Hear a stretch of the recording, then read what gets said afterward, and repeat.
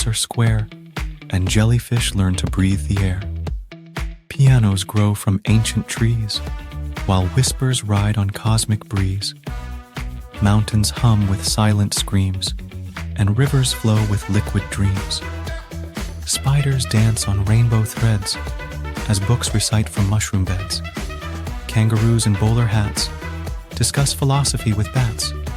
Umbrellas fly like birds on high, and socks rain down from cobalt sky. In ButterTown, the rules unwind, a place where reason's hard to find. Yet here, amidst the wild and free, the strangest things can come to be. In ButterTown. So nothing's been going on the last few months. How are you doing? I'm good. Shit, when was the last time we talked?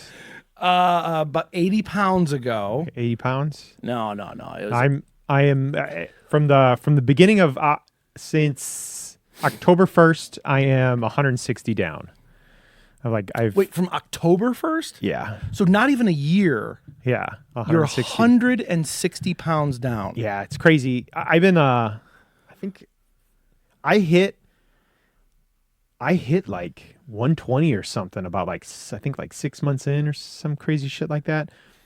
And when you go online, like David Goggins is trying to hawk stuff because he sold or he lost something like 100 pounds in 6 months, and he's trying to be a guru. And I'm like, I did that, and he's saying you got to run a marathon every day and shit like that. Like, dude, I just ate some salad, man.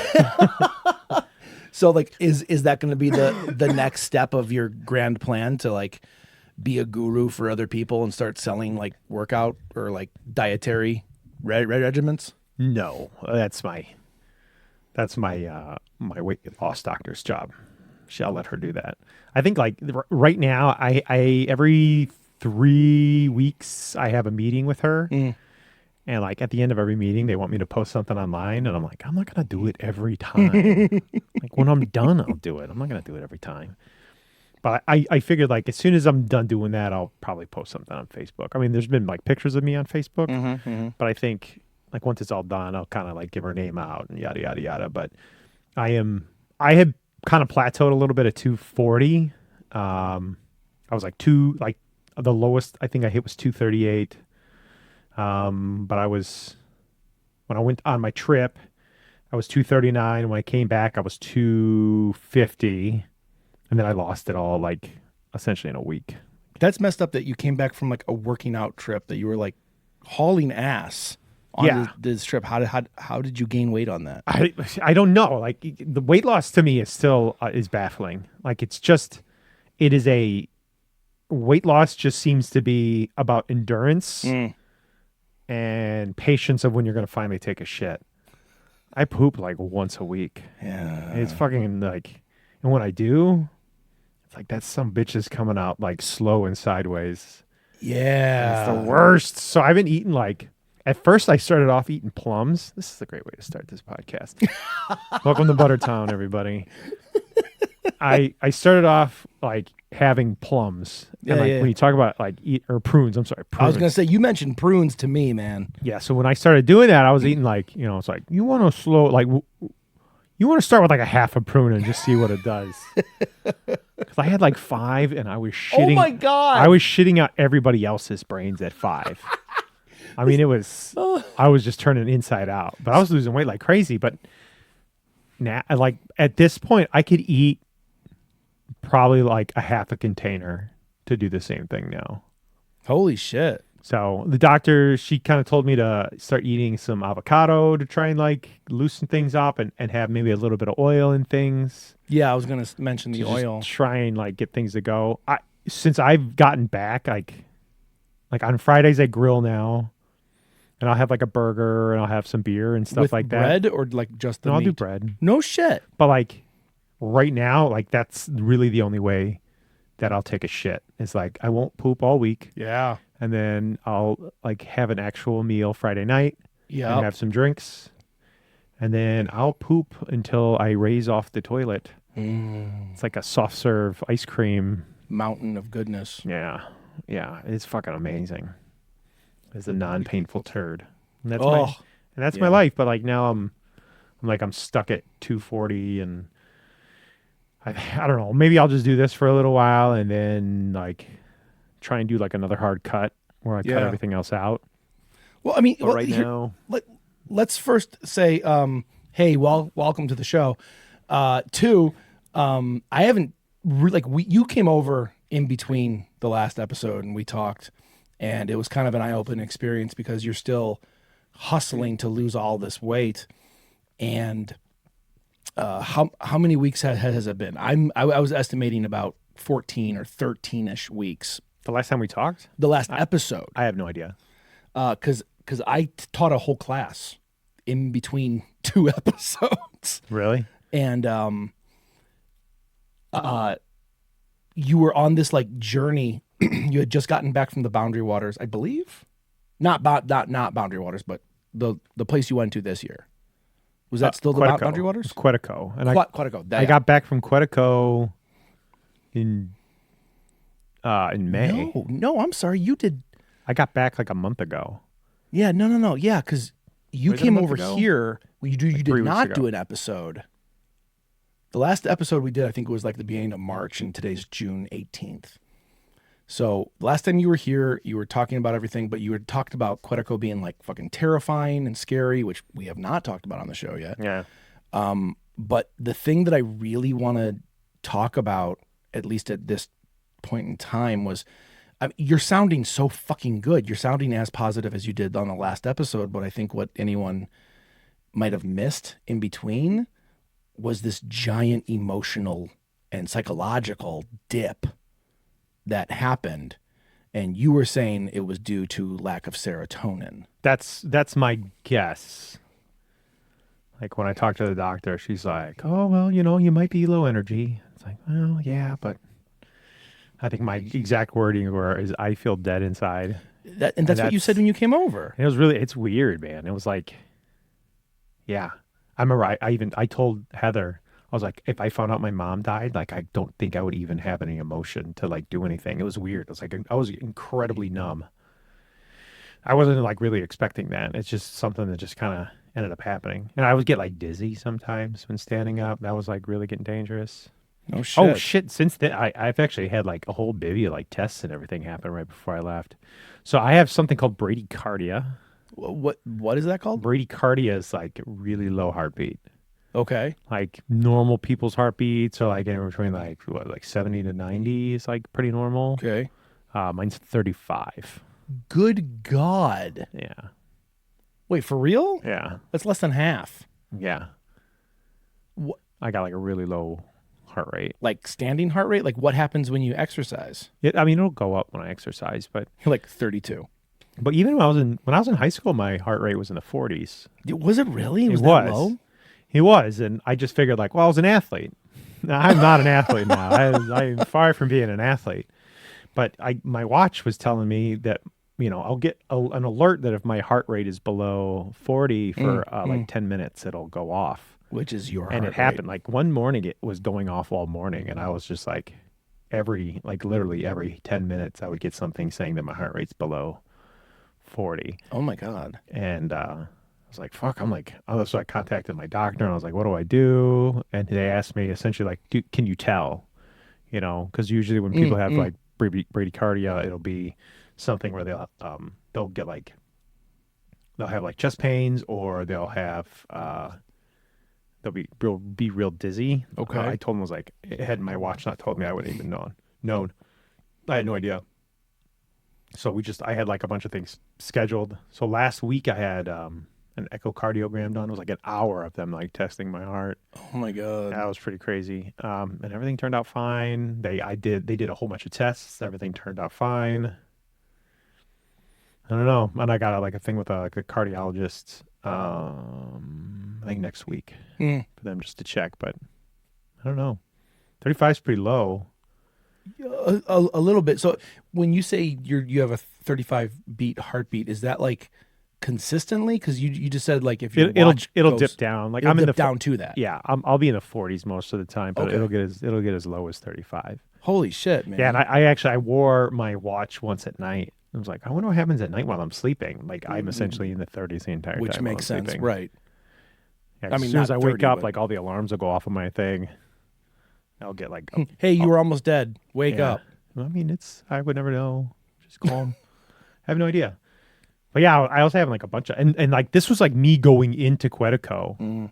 I was like, well, fuck, am I gonna die? Like I've lost all this weight, and like now I'm gonna fucking die out there. Now you're gonna have the heart attack. Little did we know that almost happened.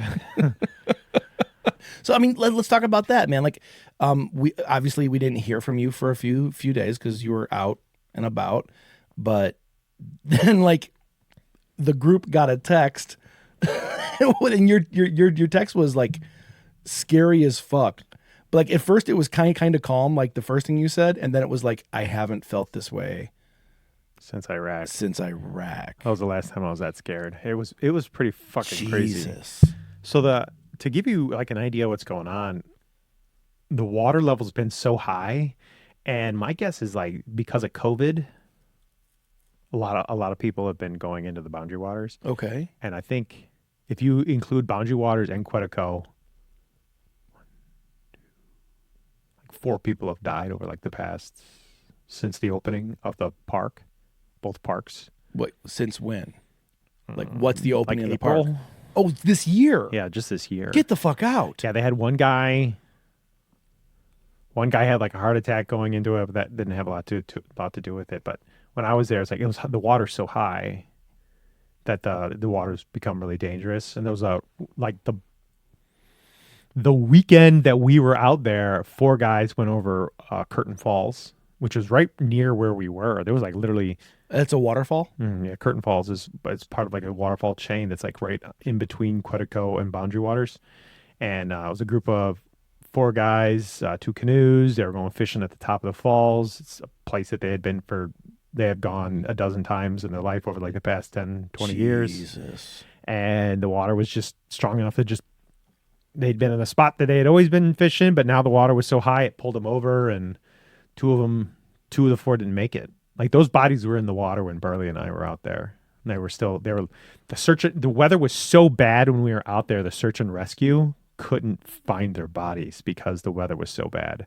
Like there was tornadoes going in to Boundary Waters, or like up in Minnesota. There was tornadoes in Minneapolis when we were there, and it was all kind of coming up our way. But the wind was so high. And like I had been in water before where I would get like 1 to 2 foot waves, and like I've seen 3 foot waves, but never really had to deal with it. And in canoe, that's a really big deal. So you'll have the waves, and like once it comes over, it's a white cap, and then they have these things called rollers which can really make it different. And these were like, I saw spots with like 4 to 5 foot waves, and it was fucking crazy. Our first day out, we pushed out pretty good. The weather was really nice. Yeah. We got really far. We were kicking ass. I mean, my back felt great. I mean, last time I was out there, I was 400 pounds. Right? Yeah, right. And Burley and I were like killing it. We were doing great.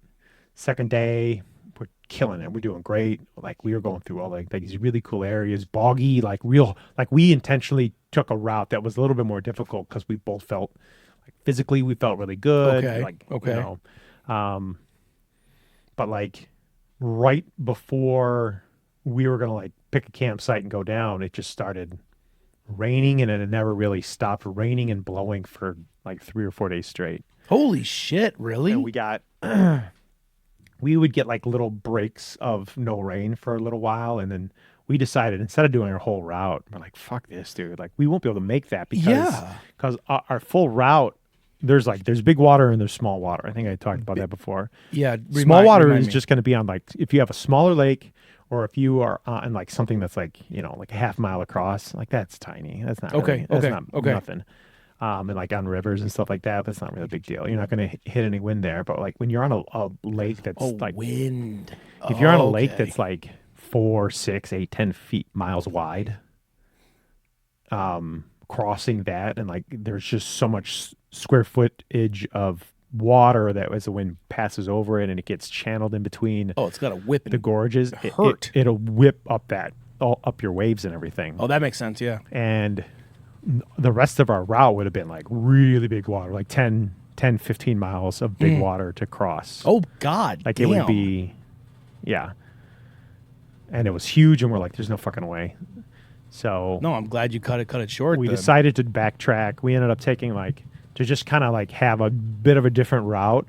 We went back a different route, and we said there's this was it the Cache Lake, I think is where we were. It was the North Bay of this really big lake that we were at.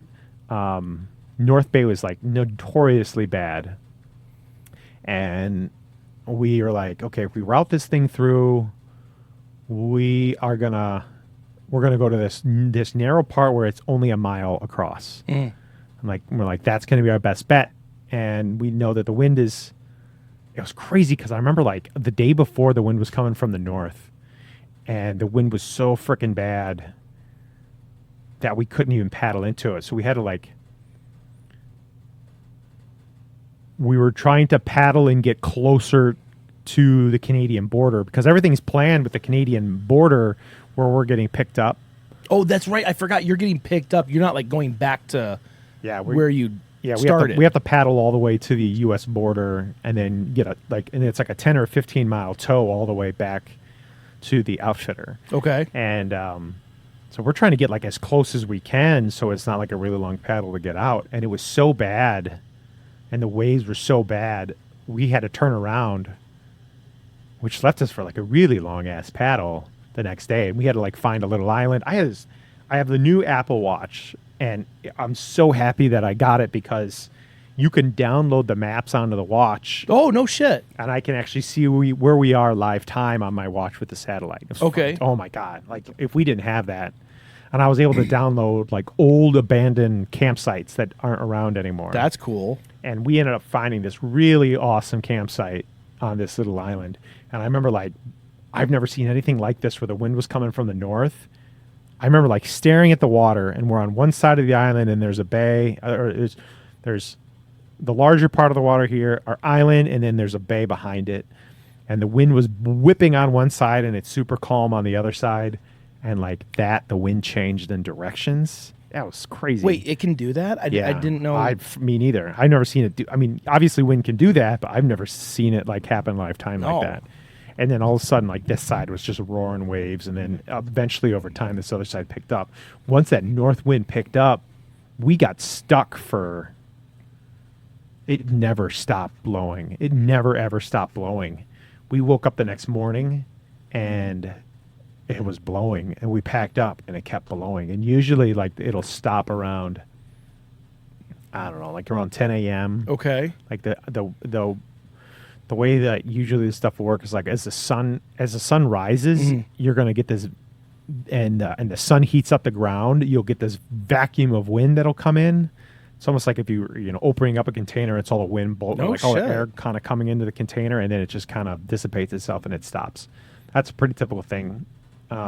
Just anywhere, but this just kept going and going. There was just wind that was getting fed and never stopped, and we ended up having to go back out and cross that channel exactly where we were going to cross it before, and it ended up blowing us out in the wrong direction. And all you can do when you're going across those a large body of water. And the waves are coming in, you have to do something called quartering, right? So if my waves are coming in one direction, you have to quarter it where you're not hitting the wave at a 90-degree angle. Right.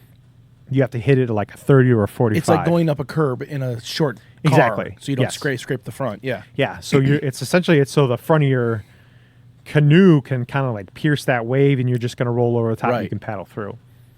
And it's way easier if you're quartering with the wind at your back. I mean, that makes sense. Yeah. But as you're going out there, you don't want to ever be put in a position where you're going to have to turn your canoe. Because if I'm going to turn my canoe and now I'm parallel with the wave, right, that's how you get knocked over. Okay, that makes sense. And, as we went out there, the wind was blowing at such an angle, we had to actually go backtrack in the wrong direction. So we'd have the wind at our back, the paddle about 3/4 of a mile in the opposite direction, and all you can do is just paddle as hard as you can. Try and do it in rhythm. Don't rock the boat at all, and you just got to go in a straight line until you hit the kind of hit the other side or maybe get some sort of windbreak. And, you know, it was Burley and I, and he had his dog in the middle, and you just hope that the dog doesn't jump out. And to add to the how dire it was, we like going in the May because the crowds are really low. Yeah, right, But right. the downside of that is the reason people don't go is because the water's so cold that if you go in, you got about 20 to 30 minutes to start a fire, or you die of hypothermia. And when you get stuck Jesus. when we have 5 miles of water Yes. on either side, and you got to like retrieve yourself, and I know damn well I'm not going to let Burley's dog die. Like once you do that, now you have just three lives lost. I mean, and we kind of knew like it was bad. So like we were put in a really bad situation the day before, just starting the day out, and we weren't even in the bad area, North Bay, yet. Just crossing that one small channel, it was really bad. So we ended up, as soon as we crossed that smaller channel, we just kind of followed the shoreline and pushed ourselves out, and we just sat on the shore and watched the waves, just hoping it would die down. And we sat there for about an hour. Okay. We ate lunch, watched the fucking waves, hoped to God that it would Just die hoping. down. Just hoping. And then like we felt that the wind was maybe dying down a little bit. And this was the big crossing when we got right to the mouth of where the big mile and a half crossing was. And it was great because the wind was coming from the south and we wanted to go northeast. Like we had planned it, where it's like we know essentially the wind is going to push us in the right direction. But we had to wait for the wind to die down a little bit just to calm it down a little. And we just said, fuck it. Like we're going to go. And the whole time Burley was really worried because, you know, Burley's got a little girl, you know, he's got a lot to lose. Yeah, right. You know, I love my wife, but you know, I don't have any kids. So in the grand scheme of things, my wife can find another doofus to find, but there's no kid to let down. So, but Burley had that. So he was like the whole time he was very apprehensive. He was the one that wanted to wait, and I was the one that was really, really pushing of like, come on, dude, like we've got this. Like we've been doing this for a really long time. So it finally died down enough that we both built up the confidence to go out there. It should have been like a mile and a half tops at the angle that we were hitting it.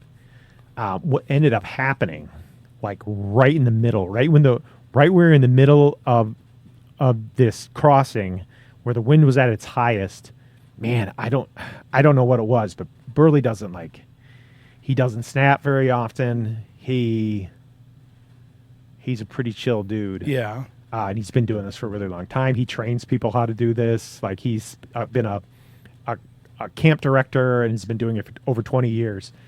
We got out in the middle of that water and we were crossing, and the wind, the only thing that I can think of is we were quartering it. Everything was fine.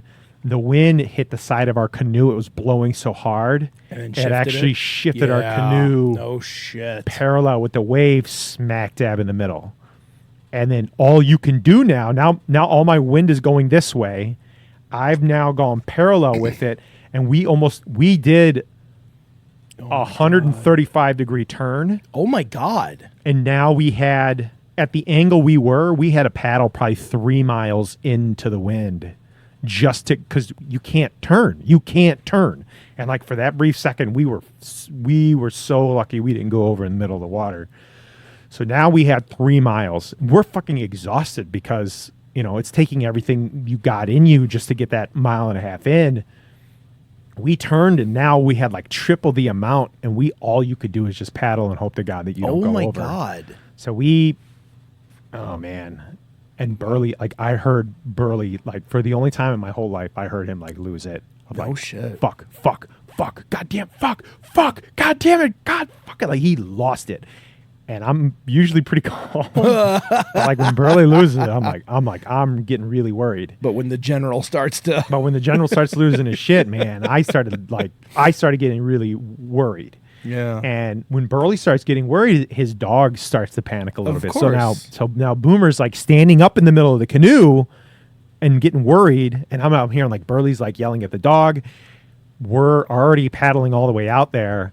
And now like and like my arms are hurting. Like I was really weak going into that. My strength just really worked out. I haven't worked out in a really long time, and I know that we were both like paddling really hard. Holy shit, man! Man, like we kept going, and I'm getting like, when you're paddling, like you have to paddle really hard one side, or you got to paddle like essentially you have to coordinate. And if I'm paddling on the left, he's got to paddle on the right. And I'm talking to Burley. I'm like, Burley, dude, like, hey man, what's going on back there? Like, I can't see. Like, is everything going okay? Oh my god! I was like, how are you doing? And he's like freaking out. He's like, shut the fuck up. Whoa! Like he is like, I could tell he was hyper focused and tensions were super high. And I mean, we obviously we made it across, but now we're on. You didn't really die. So that isn't even the worst. We're not at the worst part yet.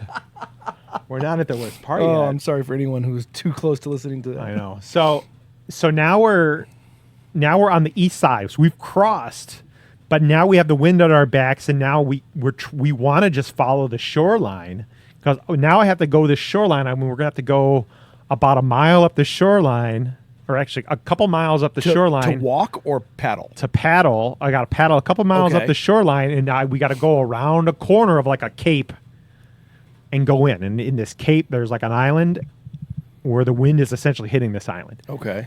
And we tried to just follow it, but the wind is so bad, we were forced to just go on the side of the land. We sat there for 3 hours. Like, and we were contemplating like, are we gonna have to camp here? We can't even move, and the wind is so strong. It still never died down. And all you have is about 6 feet of shoreline, because the trees and everything are so thick you can't even walk in. So you had like 6 feet. That thick. It's that thick. I don't think I've ever seen vegetation like that. Like Burley and I could go in as long as we don't have packs. But like once you're wearing a pack and like a canoe and everything, like you're not going to get any of that stuff in. Yeah.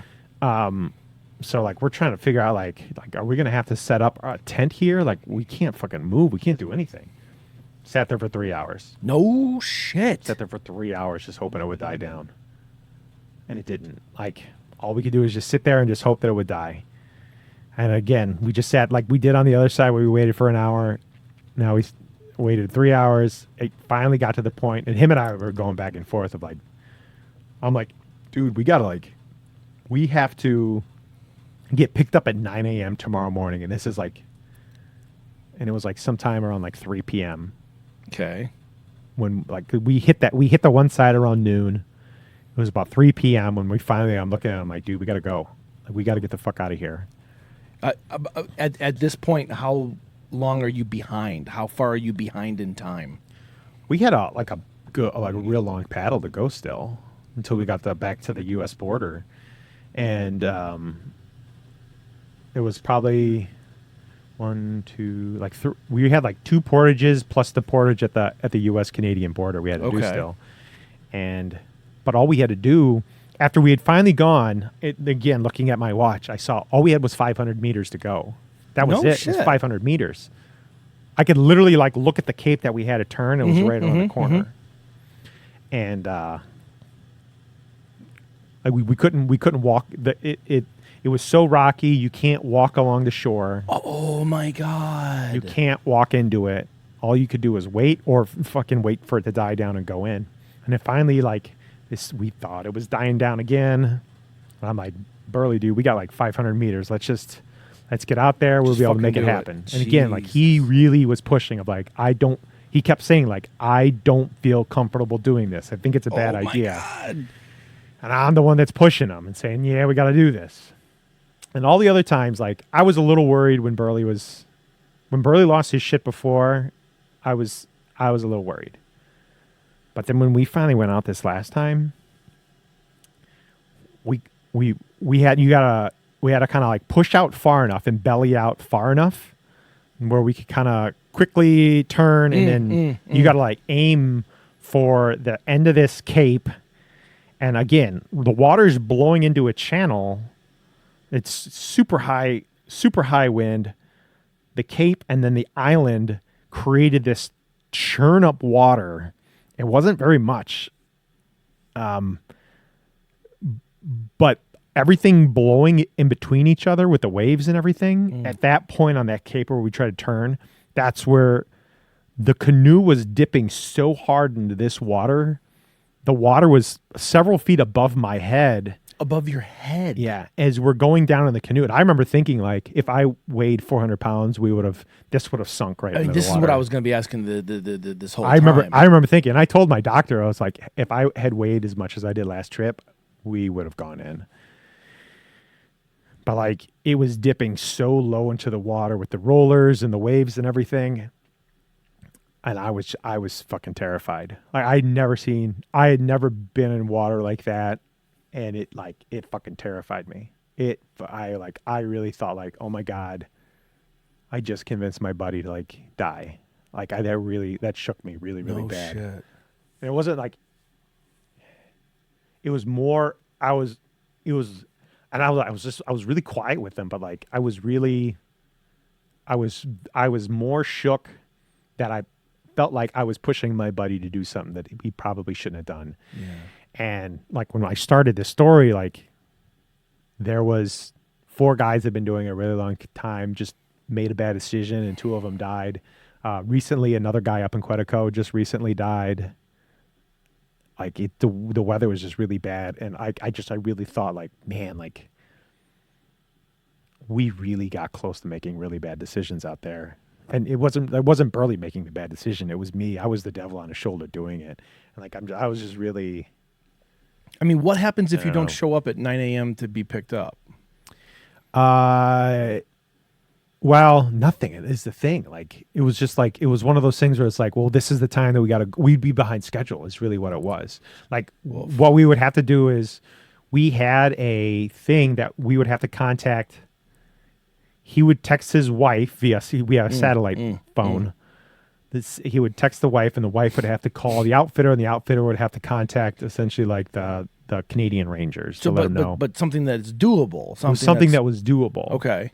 It's not like optimum. Right. But in a do or die situation, quite literally. It was a really bad decision on my part. And I felt, and I still do feel like super guilty. Really? That like I was the driving force for a really bad decision. And I think that was the big reason why I said, like, I haven't been that scared since Iraq. Like, it's not just the external elements, but it wasn't the me. internal. It wasn't my fear. It was like the fear of my buddies losing it too.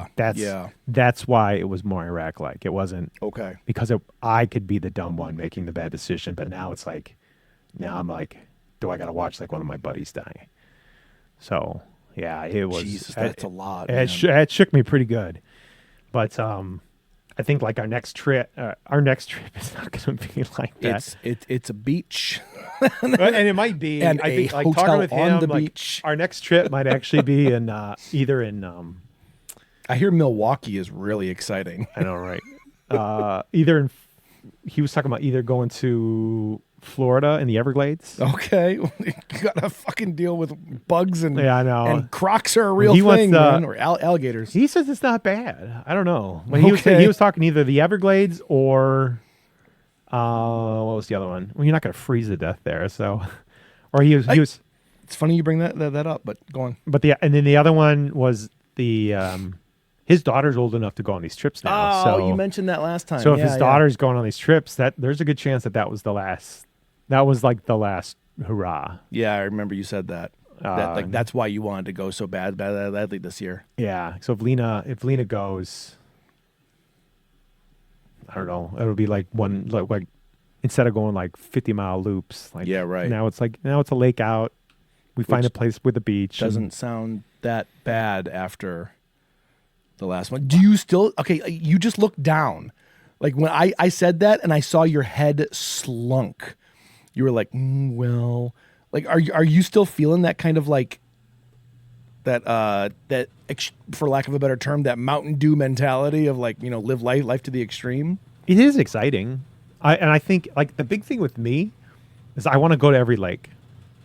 It takes more than one lifetime to do that, but yeah, right.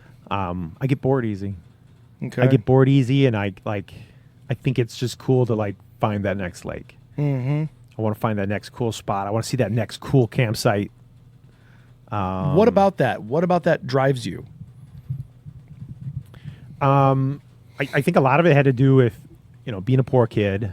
We never went on vacations. We couldn't do anything like really any. We did nothing like this. You know what I mean? Yeah. So, it's exciting. It's exciting because everything is always going to be something new. A new lake is going to be new. The new. Yeah. But you also like being in nature too. So like, do. Not everything new would be as enticing. It would be new nature. I enjoy paddling because it's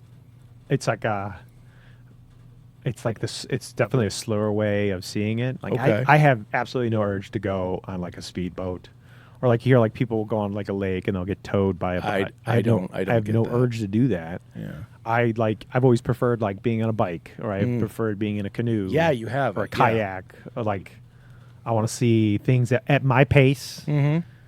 And I want to see a lot of it. Where you control it, it seems like. Because now that you mentioned the bike, because I remember you were really big into biking for a while. Yeah, I guess so. I never really thought of it that way, but I do.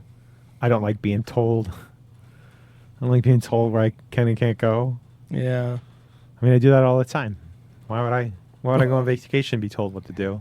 I always thought that was like the worst type of vacation is go on like these like tour groups where like every day you do like a certain thing with certain people, and it's like, man, that shit is. I remember like looking into that. Kontiki tours. Do you remember that? That was really big when we were younger. Oh God, yes. Now that I think about it, Pull that one out of the fuck of my ass. I can't even believe I remember that one. holy shit, dude. Yeah, Kontiki tours were like super cheap, but it was only for like a certain age group, like 21 to 35. We're too old to go on Kontiki tours. You can go to like Europe, super cheap, but yeah, it'd be one of those things. What type of vacations do you like going on? The weird thing is I go on vacations extremely rarely. Is that because It is you want not, to? It is not because I don't want to. I very much want to. But like long vacations kind of freak me out. What's long? Anything more than a few days. Like 3 days. 3 days in one spot or 3 days total? 3 days total. I mean, I love my cats, man. I love my dog. I love being home. I'm a homebody in the fucking purest sense. But I also own a business. And granted, here's the other thing is I know how I am not on medication on vacation. I don't know how I would be on medication on a vacation. So like, May I recommend Almost Dying? You're not thinking about work. if that's not the fucking show name, I'm going to be so pissed off. May I recommend Almost Dying. And please, someone out there with some graphic design sense, make us a brochure. You too can almost die. So Andy and I have been planning to go to Japan for actually since before COVID hit. Now that's going to be a long one. It is going to be a long one. Is it going to be 4 days? four and a half, John. There's the time difference. Oh yeah. No, we're actually looking at 2 weeks, and that's if she can take off the time for it. But I really want to. I can't imagine going less than that because there's so much I want to do. There's so much I want to see and experience, and I really like if I'm going to do that, like really put myself in that kind of vacation mindset. It's very hard for me to think about not just being in the moment. Like how I was just complaining, like I would never do a tour group. Like to me, like that's so fucking boring to me. Would you plan out where you'd go there? No, I would plan out what I wanted to do, but like literally there's 2 things. Well, okay, I'm lying. There's a fucking bucket list worth of things that I'm dying to do. But 2 of the things that I keep thinking about, like daydreaming about during the day, is one is like after everyone goes to bed, because I know I'm not going to be able to sleep very well. I just want to walk around the back alleys. I just want to walk through towns. And I'm not talking like downtown Tokyo. I want to walk through like a neighborhood, because like one of the things that always shocks me about anywhere I go is regardless of your culture, regardless of the living areas, regardless of economic status, everyone lives the same to a certain degree. You know, everyone has a homing area. You have garbage cans, you have windows, like simple things that most people just go, yeah, well, no shit, that's a house. But to me, that's fucking awesome to think about. A country half a world away does the same things as we do, but maybe slightly differently. And I just fucking live in that moment. I could go to fucking like a neighboring town and still be in awe of like how they live. I love that shit.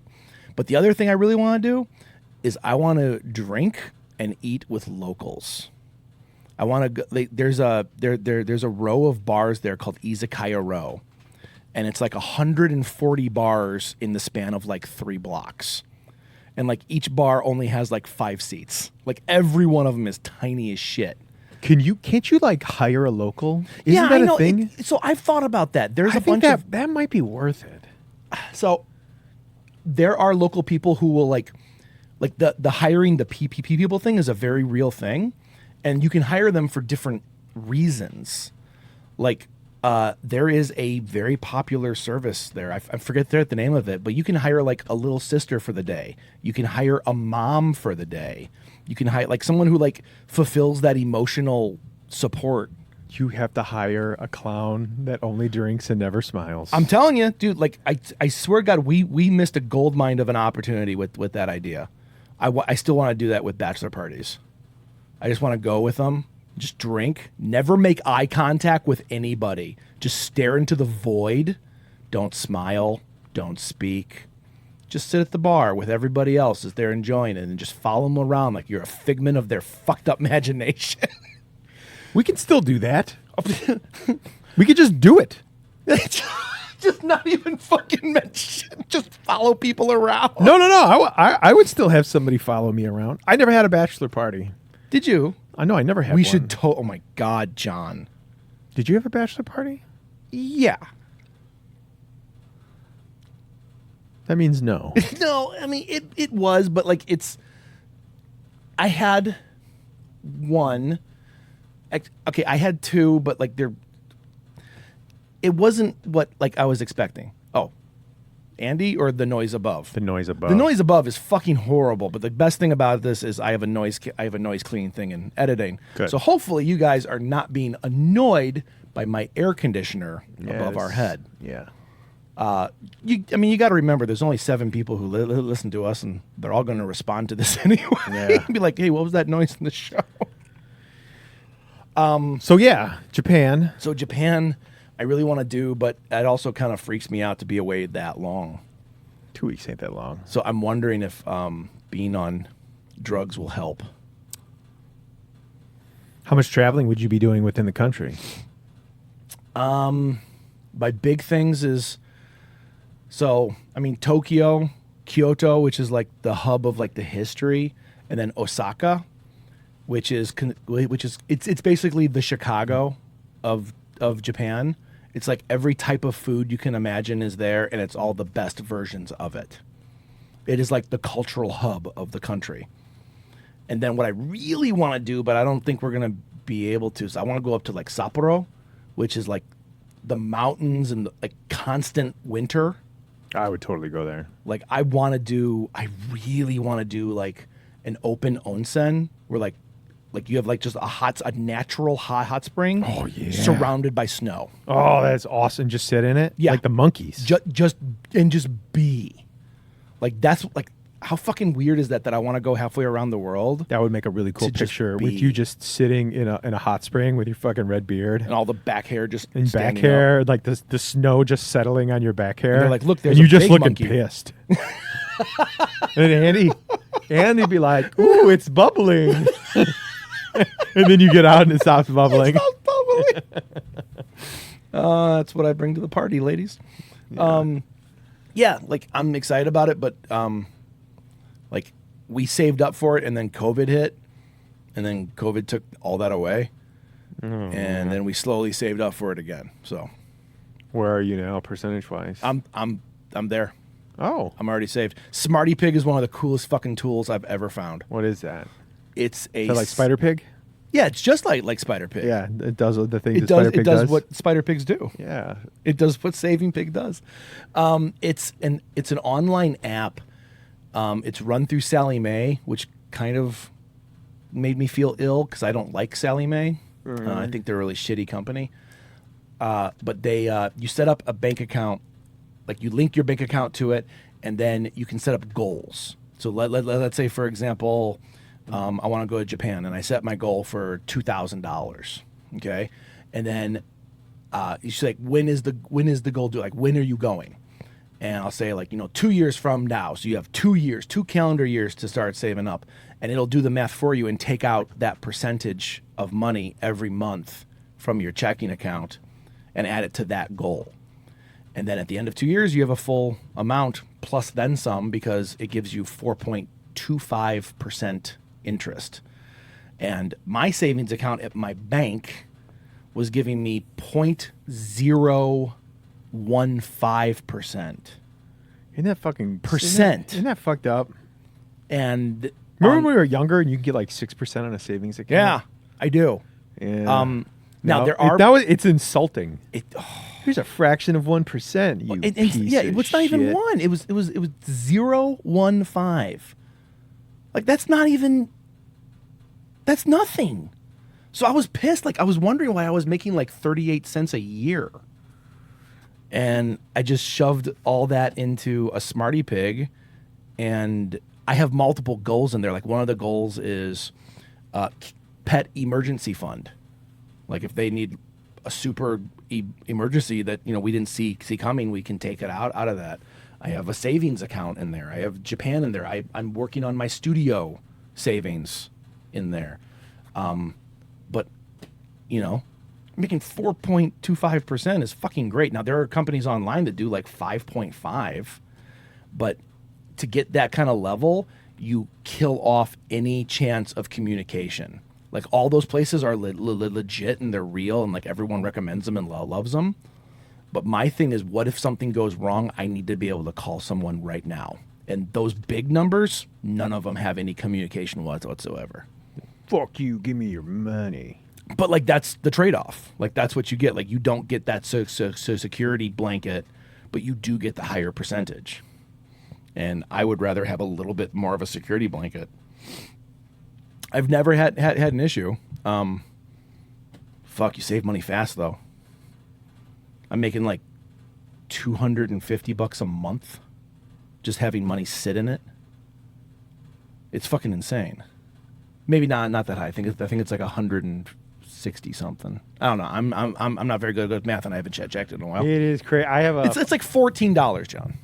Wait, It's like $14 a wait, month. that's like one hamburger now. I think they send you a coupon for a half a McCheese. Yeah, and it expires at the end of the month. So you said you had a hamburger on your grill day. What kind of hamburger was it? It was a turkey burger. Oh, so it wasn't even a hamburger. Yeah, it was a turkey burger. It wasn't even a spider pig burger. The week before, I had a regular hamburger. It was like a frozen hamburger. Okay. Yeah, nothing like super fancy. And then It doesn't need to be. I wanted to make something healthier, so I made a turkey burger. That's really conscientious of you. I Like, had- was that like a specific decision, or were you like, fuck it, I'll just take whatever? It was in the fridge, and I don't mind turkey burgers. So- I had to add a little bit of mayo and some breadcrumbs to kind of make it like hold a little bit better. Right. But I mean, they were good. Good. I had that and a hot dog. Have you had wings yet, I or have not. are you waiting for your goal? I am waiting for my goal for the wings. Do you have a flavor profile that you want I to dip really into? love hot barbecue is something I'm a huge fan of. No they shit. They don't have hot barbecue at, or no, they do have it at Buffalo Wild Wings, but the Buffalo Wild Wings is not as good as they used to be. I just really like their sauce. Dude, that place is I hate them so I'm not the much. biggest fan, but there's a place in town called the Walnut Speakeasy that has hot barbecue. Mhm. I'm a big fan of theirs. Mm-hmm. I haven't been there in years. So I'd probably go there, or I'd make it myself. I don't know. I've been like chatting with Heather. I think like grilling on weekends is just kind of like a thing that I've been doing. So I love that. why pay somebody, especially with like the cost of stuff right now? Like groceries are already expensive enough. They have to like pay for pay for a restaurant, and like now and you know, service and and service and everything. upcharging. Like her and I, Shit, like I've been eating out to a healthy restaurant with no forever. drinking is going to be like $60 or $70. I mean, Yeah, that's crazy. right? And that's like that's with nothing special. Yeah. It's we went out to eat. We haven't been out to eat in a while. Like we get food sometimes, but it's always like, what's the cheapest thing on the dollar menu, which doesn't exist anymore, by the way. No. It was eye-opening when we went to McDonald's and a large fry was $4. Oh my God. And we were like, me? we don't want fries anymore, even though they are crazy fucking addicting. Who the fuck can afford that? We got a KitchenAid mandolin that just makes the fries. Yeah, so I just yeah. get a potato and make my own. And air fryers are amazing. See, like, I will side with you on that for like 98% of things, except for fries. Fries got to be in oil, man. We got a fry daddy, and it makes a mess of the kitchen. It puts grease everywhere. That's why like air fryer is amazing. You just put a little bit of oil on there and you but put it it in the air doesn't crisp fryer. them up enough. You just put it in longer. I have, and then they get burnt. Like there's a difference between like crispy and cooking. You know what I mean? Like you take it out of the oil. I guess I haven't looked into it enough. You should look into it. See what people do to crisp it up. We do. Like quite little. I am an advocate. I'm a fucking superhero advocate for the air fryer. Ever since we got it, it's like, what else can you do? You know, like now it's like, you know how like when you get Chinese food and you get like crab rangoon or something, you can't finish it, but like you have to eat it, you have to microwave it or oven it, and it just tastes like crap. Yeah. We put them in the air fryer, they taste like brand new. Oh yeah, absolutely. They're fucking amazing. Pizza in there. Oh my God, pizza and bacon. Holy shit. Like I cook literally, I'm not kidding. I cook most of my stuff in the air fryer now, A lot of my stuff is cooked with that. except for fries. I wonder. There's I'm a huge fan of like YouTube cooking shows. Are you really? Sam the Cooking Guy. I'm a big fan of him. No shit. And the other one is That Dude Can Cook. Oh, you've mentioned that before. That Dude Can Cook is really good. And then who's the last Maybe one? Andy. Oh, anyway, Weissman.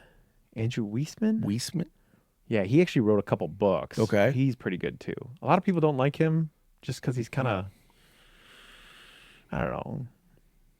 He's really young, and What's young wrong with people that? have like a certain type of comedy to them. But But I think he's super funny, and okay. he's really good at cooking stuff.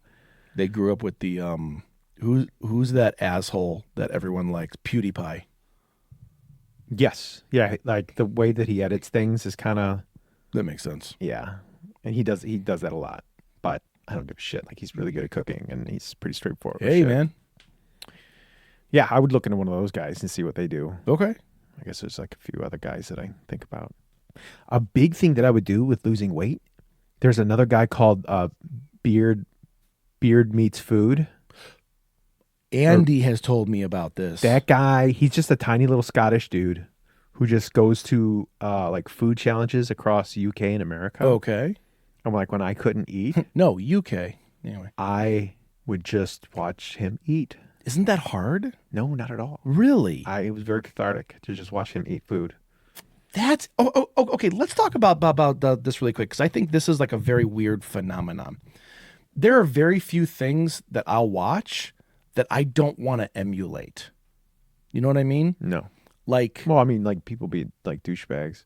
and like that. I don't want to watch those people. Like, I won't watch cooking I tell you what. shows 'cause Do I you don't know wanna why this cook. guy is as popular as he is? Hmm. Because he is nicer than Santa Claus. He is so incredibly Oh, polite. that's awesome. He is so incredibly polite. Mm. Even though he'll have a time ticking above his head, Yeah. he will talk to every single fan. Oh, that's and cool. he'll clean his beard because he doesn't want to look like a fucking monster. And when he does, he apologizes profusely, completely doused in stuff. He is like the kindest dude in the world. That's why I watch him, because he's so nice. Dude, that's like the British Bake Off, man. Yes. Imagine if the British Bake Off just like ate things really quickly, and you were trying to figure out how Okay, it fits I inside could of totally him. get behind that. He's very entertaining to watch. Because I can't stand them making stuff. I'm not interested in watching them make stuff. I just like them being nice to each other. Yeah. That makes my day so much better. Yeah, that's this guy. And then we He accidentally is so watch like incredibly nice. reality show, and I'm like, I hate humanity So again. wholesome. Or, like American reality is the worst. It's the worst. It really is. Andy's addicted to this new show where it's like all the reality shows of Netflix. They took the hottest people of all of them and they put them on an island to fuck. Like literally, that's the fucking plot. Oh my God. And I keep walking in and out, and like everyone has their own guilty pleasure, right? Like they all like something that they know it's like, well, this is kind of shit. Like I love bubblegum pop. Like that super happy, super fun talking about like, I love the color pink. It's so cool. Like that's the whole fucking plot of the song, right? I love that shit. It just makes me happy. And I know it's utter and complete garbage. I love My Little Pony. I know it's utter and complete garbage, but I fucking love it. And I know she loves that. But every time I walk in the room, my head is on auto and it just starts swaying back and forth like, what the fuck? Why is she doing that? Andy's a smart person. Yeah, I know. Why is she giving them So Andrew, her attention? Like there's 24 hours in a day. Why would yes, you like see, give that's up it. any of that time to them? And the worst part about that is like, okay, so there's a difference between giving your attention to something because, you know, you could be giving your attention to something better. And there's the worst thing is you are giving them ratings. You are watching that show, which tells Netflix people want more of this.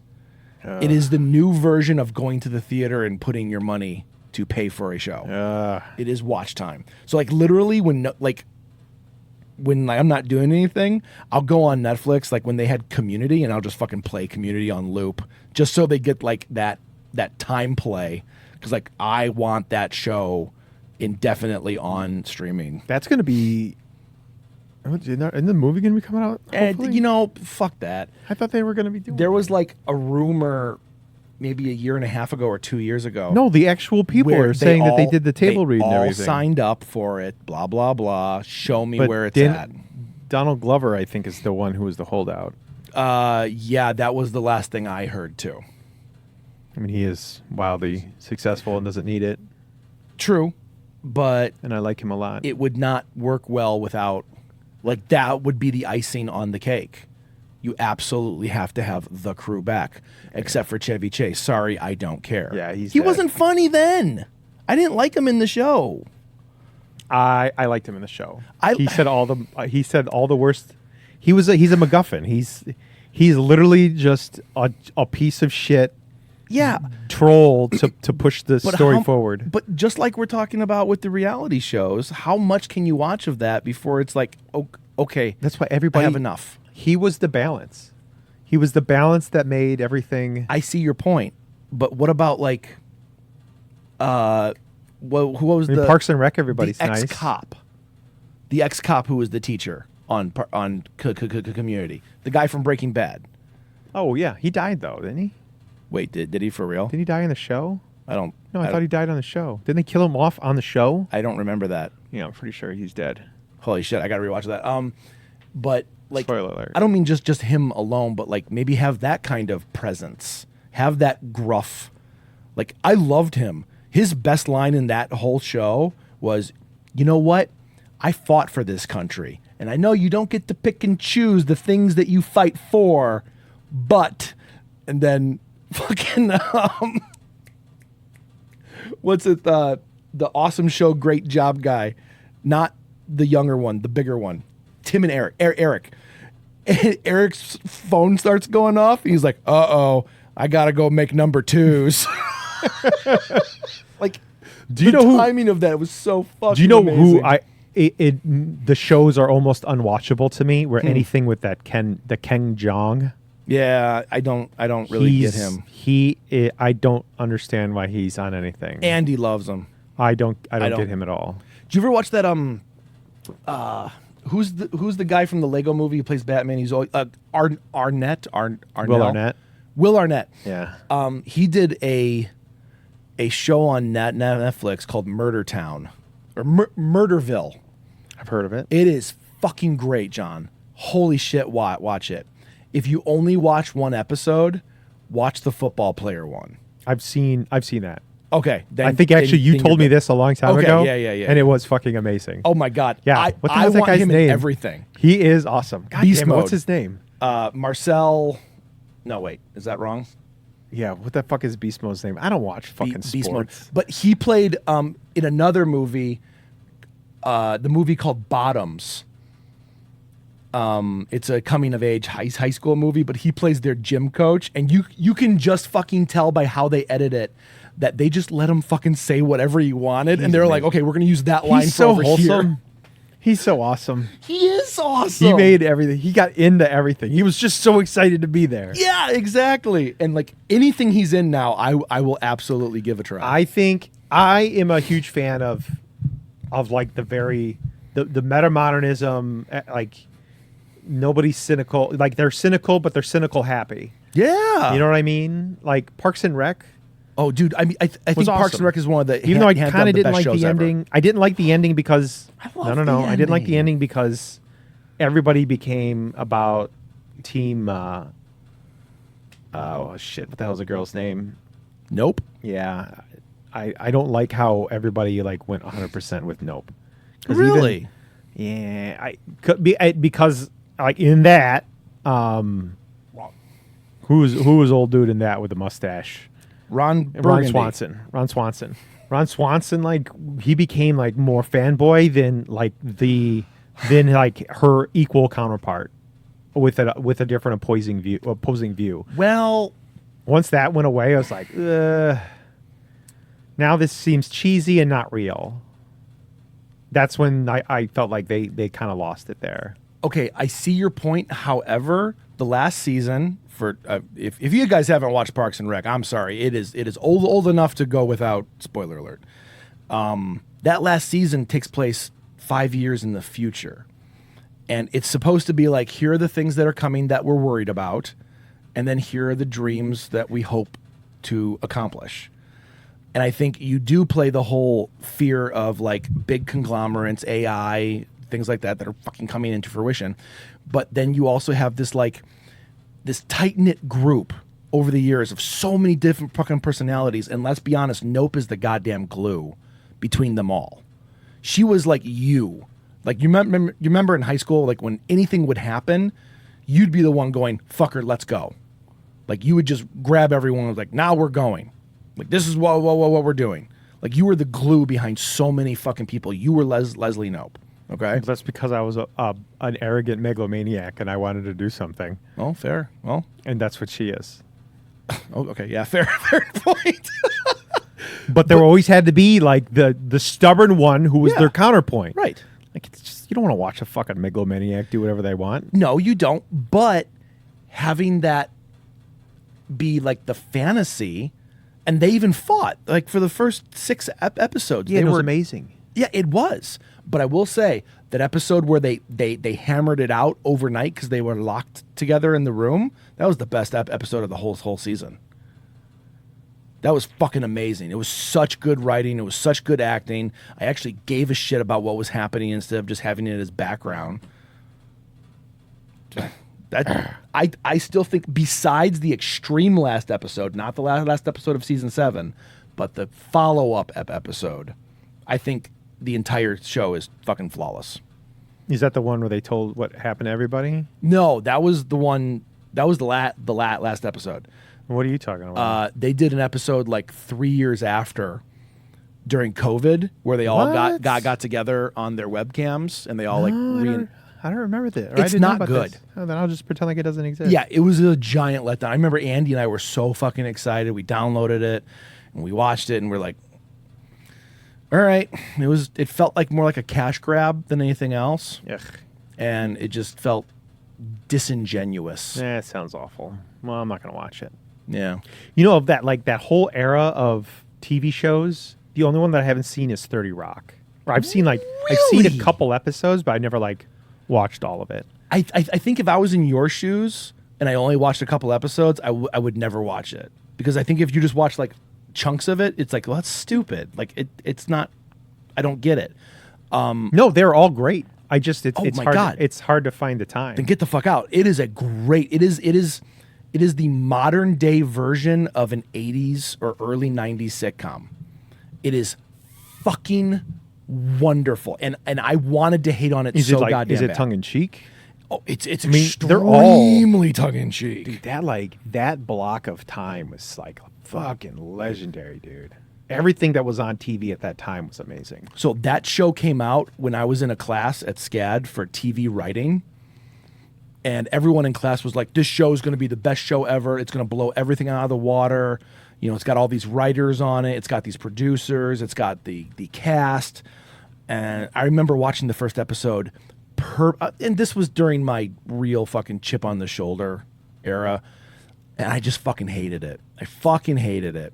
And I was like, okay, this isn't that good. Here are some shows that are better that aren't getting the praise. Were you talking about Community Well, and Parks guess and Rec? no, none of those fucking shows were on yet. And sure fucking enough, I can't remember any of the shows that I was glowing about then. 30 Rock actually does stand the test of time. It's a great show. Is it because you're a contrarian?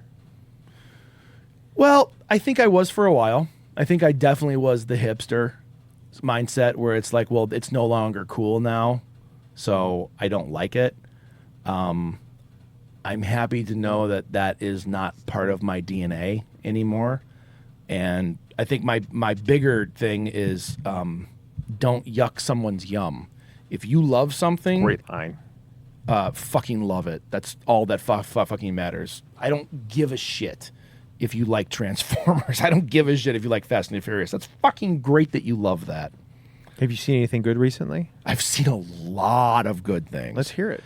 Best movie of the year, hands down, so far has been Riddle of Fire. Okay. Fucking outstanding. What's So- it on right now? And I know you say you hate it when people say that, but like, what's it on? Well, okay, so there's a few reasons why I hate that. Number one is I don't know. I don't get my movies that way. A lot of the movies I get now, I purchase. I buy through these boutique Blu-ray sites. Mm-hmm. And Riddle of Fire is literally one of the big daddy Blu-ray companies, Vinegar Syndrome. You told me about Vinegar They Syndrome. teamed up with Umbrella, which is another big company, and they're the producers of this film. It's fucking like the best way to describe it. Like if I told you the synopsis, it's not going to be as impactful as how I can describe it. Do you remember when did it come out? It came out like 3 months ago. Okay. And that's the other thing. It came out three months ago. Feels like an 80s movie. What's it called again? Riddle of Fire. Who's it by? I don't know. First time director though. Riddle of Fire. Riddle of Fire. Okay. And I don't want to give away what the Riddle of Fire is. But do you remember in the 80s when you would watch a movie? In the 80s, I don't mean now. In the 80s, you would watch a movie and it would be kind of fucking spiritual. Like you'd watch Goonies or Back to the Future. And like you knew as a kid, whereas like, this is something that is so weird. You mean like it was spiritual when it was good? Yeah. Okay, can see that. that's what I mean. Like it was spiritual. Like holy shit, this is changing me for something. Even though you can't recognize what that is yet. Is there something I can talk about real quick with that? Like there was something cool about the 80s because you had to go either to a movie theater or even more so because you had to go to like a like an actual movie store. Yeah, video stores. And there was like some sort of promise to what you saw on that box. Yeah, right. Versus what you got. And if like the box was as good as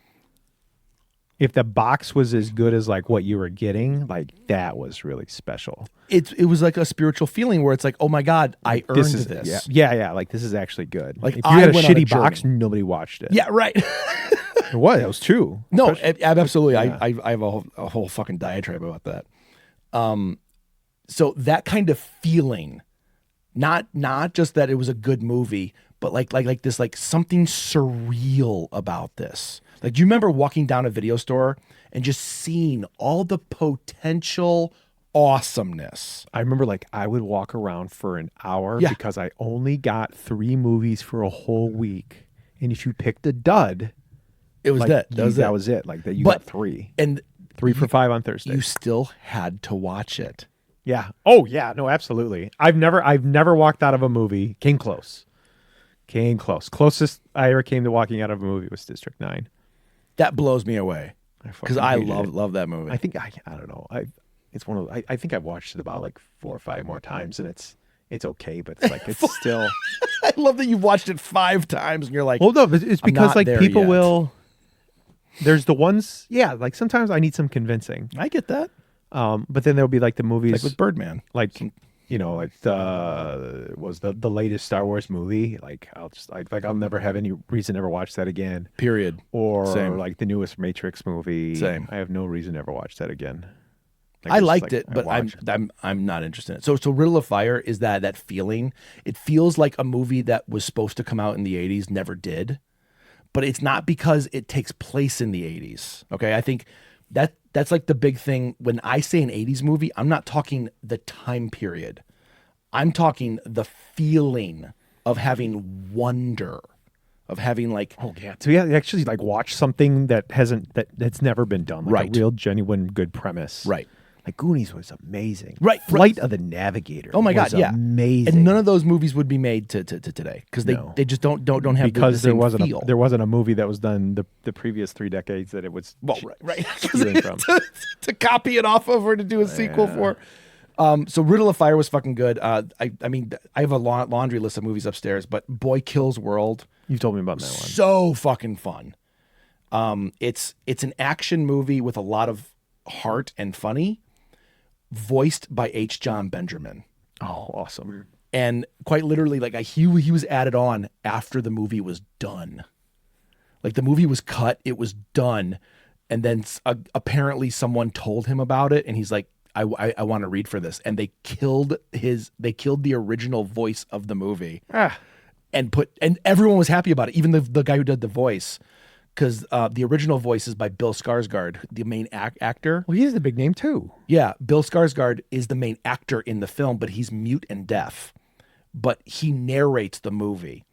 And then they came in and H. John Benjamin did all the narration, and everyone was like, nope, this is exactly how it should be. This is perfect. Interesting. How long had it been out when they did that? No, it wasn't out. It was just done. Like they released the trailer with the original voice, and then they had to quickly like scrap the trailer. Interesting. Oh fuck!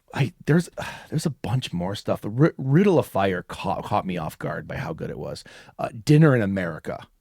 Dinner in America came out about 5 years ago, and I was pissed. I had never heard of it. It is pure fucking rage happiness. I can't describe it better than that. It is. Are these all on that same label that you're talking about? No. These are all different labels. Okay. I tend to go through a lot of different sites. Any good TV shows you've seen? Yeah, Brother Son was really cool. What's that? It was a Netflix show about Chinese triad members who came over to America to kind of like get away from everything, and then they had kids. That sounds awesome. And one kid grew up in the triad, and the other kid was just a normal college kid. That's blood in, blood out. Yeah, exactly. I would watch the shit out of it. That sounds good. But it's really good. And then they immediately canceled it because this is what I learned. Netflix will only read your like how much views it gets opening weekend, not weeks following. They don't give a shit if it's a sleeper hit. Only if it's the first week. I wonder if Stranger Things was that a sleeper hit? It was not. That was an immediate hit. Which Stranger Things had that feeling to it, by the way. Stranger Things had that feeling. That's a great correlation. And it's great that like every single season is a new, like it almost feels like a new decade or a new genre feel. Which I'm super happy with. Yeah. Because if they would have do the same thing over again, I would have lost interest in it would season never 2. There's a few other shows. Fallout was fucking great. Oh, I watched Fallout. Fallout was really good. I went into it not knowing anything about the video game. I knew very little. Yeah. That was great. I thought it was really good. Maybe like dive into some of the lore a little bit to kind of find out what was going on. Really cool premise. I started playing Fallout Shelter again on my phone. It's fucking fun. Yeah. A tech nerd thing about that show. It's one of the only TV shows shot on 35 millimeter. And not only is that crazy expensive, but if you watch the color grading from episode 1 to episode 10, 1 is like vibrant, super saturated. and episode 10 is like crazy grainy desaturated. So it's like it's a slow de-evolution of color because of the radiation. I love that. I didn't catch it the first time, then I had to like go back and like scan through the season. I noticed it like in episode 8. I was like, this doesn't look as happy. Did you see every single episode of Better Call Saul? No, I am still behind. Oh, well, that's what they do for the. I won't ruin it, I guess. I know what you're talking about because Breaking Bad did the same thing. The degradation of the film. They had a season 1. It was daylight balance, and then season 5 it was tungsten balance, and they just slowly changed the color tone over five seasons. Oh, okay. Yeah.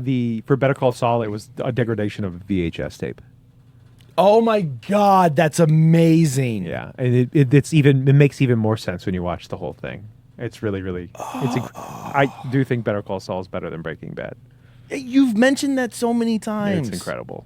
It's really I good. don't know, literally, that is on my like short queue. Did you watch Shogun? Yeah. I like that a lot. Jesus, fuck, Tom that Hardy caught me did off guard. great. That ending. Wait, who? Wow. Who? Isn't it Tom Hardy? Who played No. the guy? It isn't? No, that's just a dude. I've never great. seen him in anything. Whatever dude is, Yeah. dude killed it. Dude killed That it. ending, I was shocked. I was fucking blown away by that ending.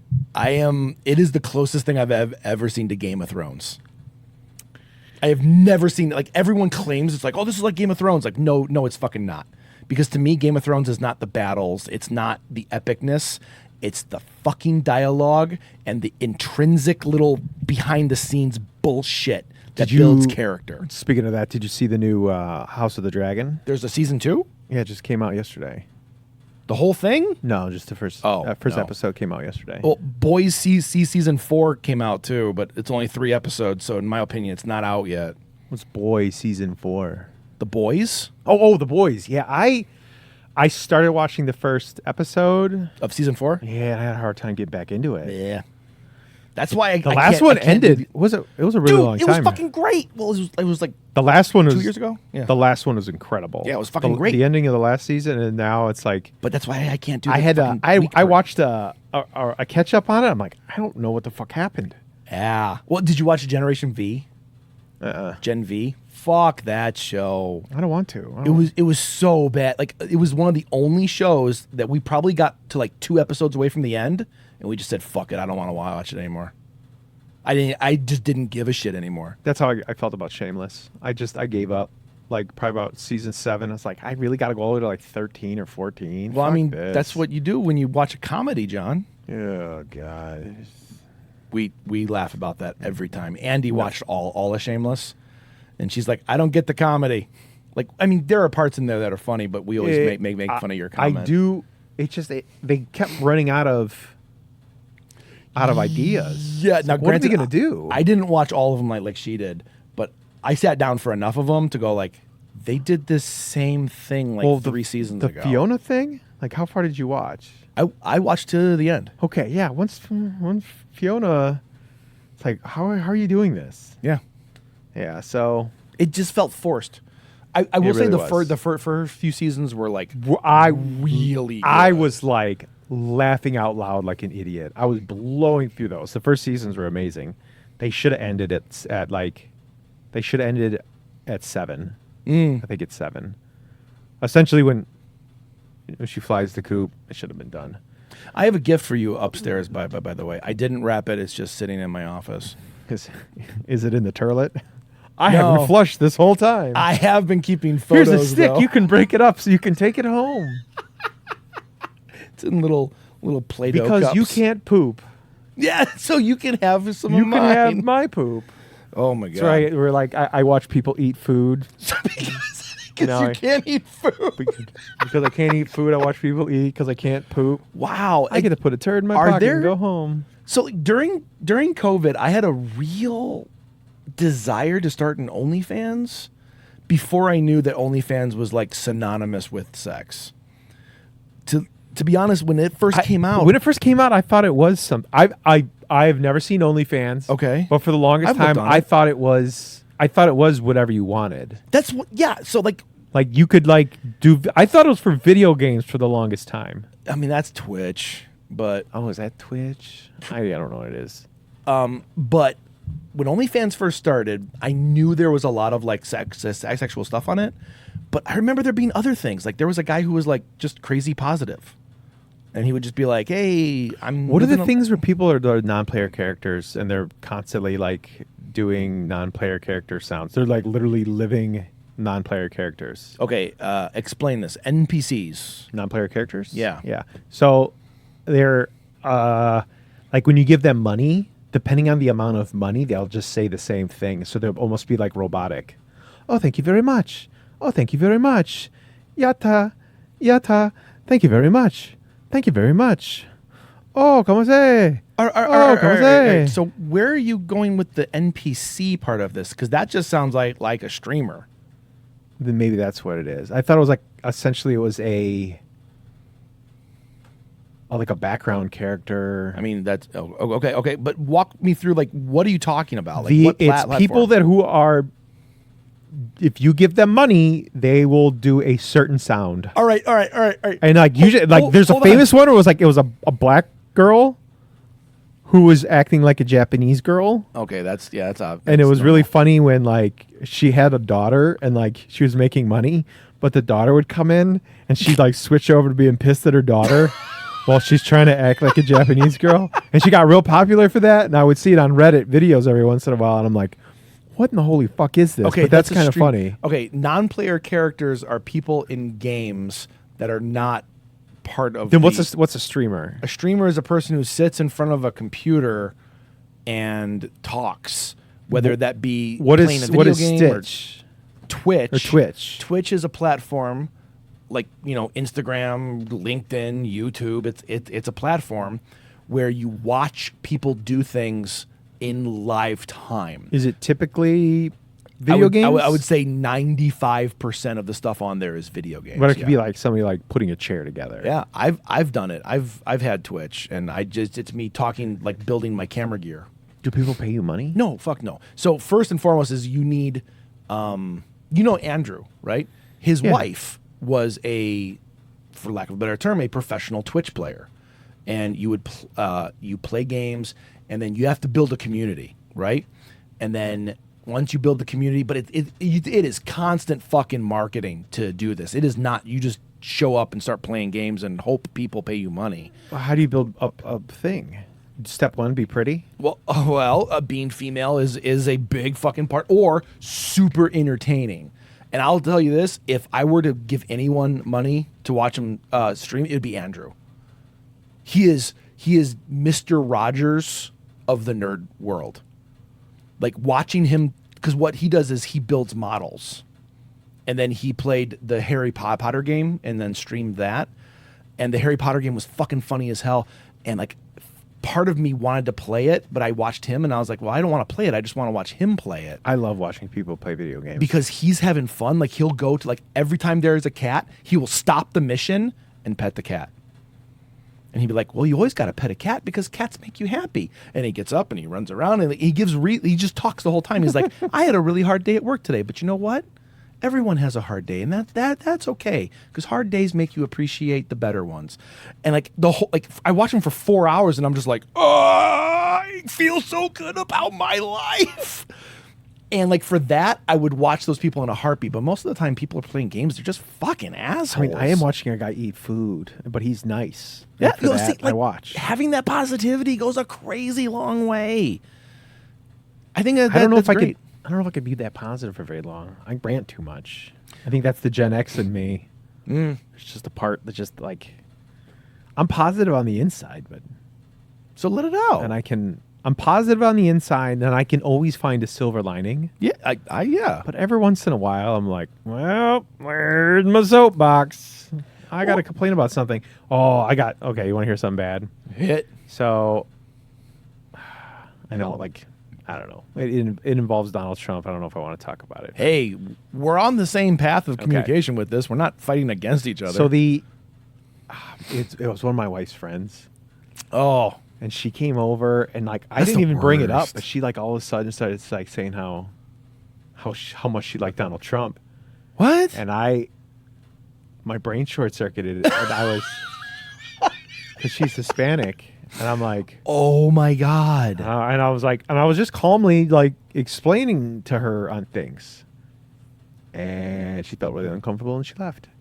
Oh, that's wonderful. No, it's not, because it's like it's one of my wife's friends. Yeah. Like, that's really shitty. It's shitty. It's not. Because why didn't they stay to have a conversation? Because there's a giant difference between having an opinion I don't want to scare off my and wife's being friends. a dick. I don't want to scare off my wife's friends. I know. And you're a good person. You always have been, and I understand where your heart's at with that. But if they left because someone didn't share the same opinion, Well, so I mean, is it she didn't want to talk about it. yeah. But I was just kind of calmly speaking my piece. Yeah, I don't think that you would But jump she didn't in, want to talk about it at all. But and I they think mentioned it. But I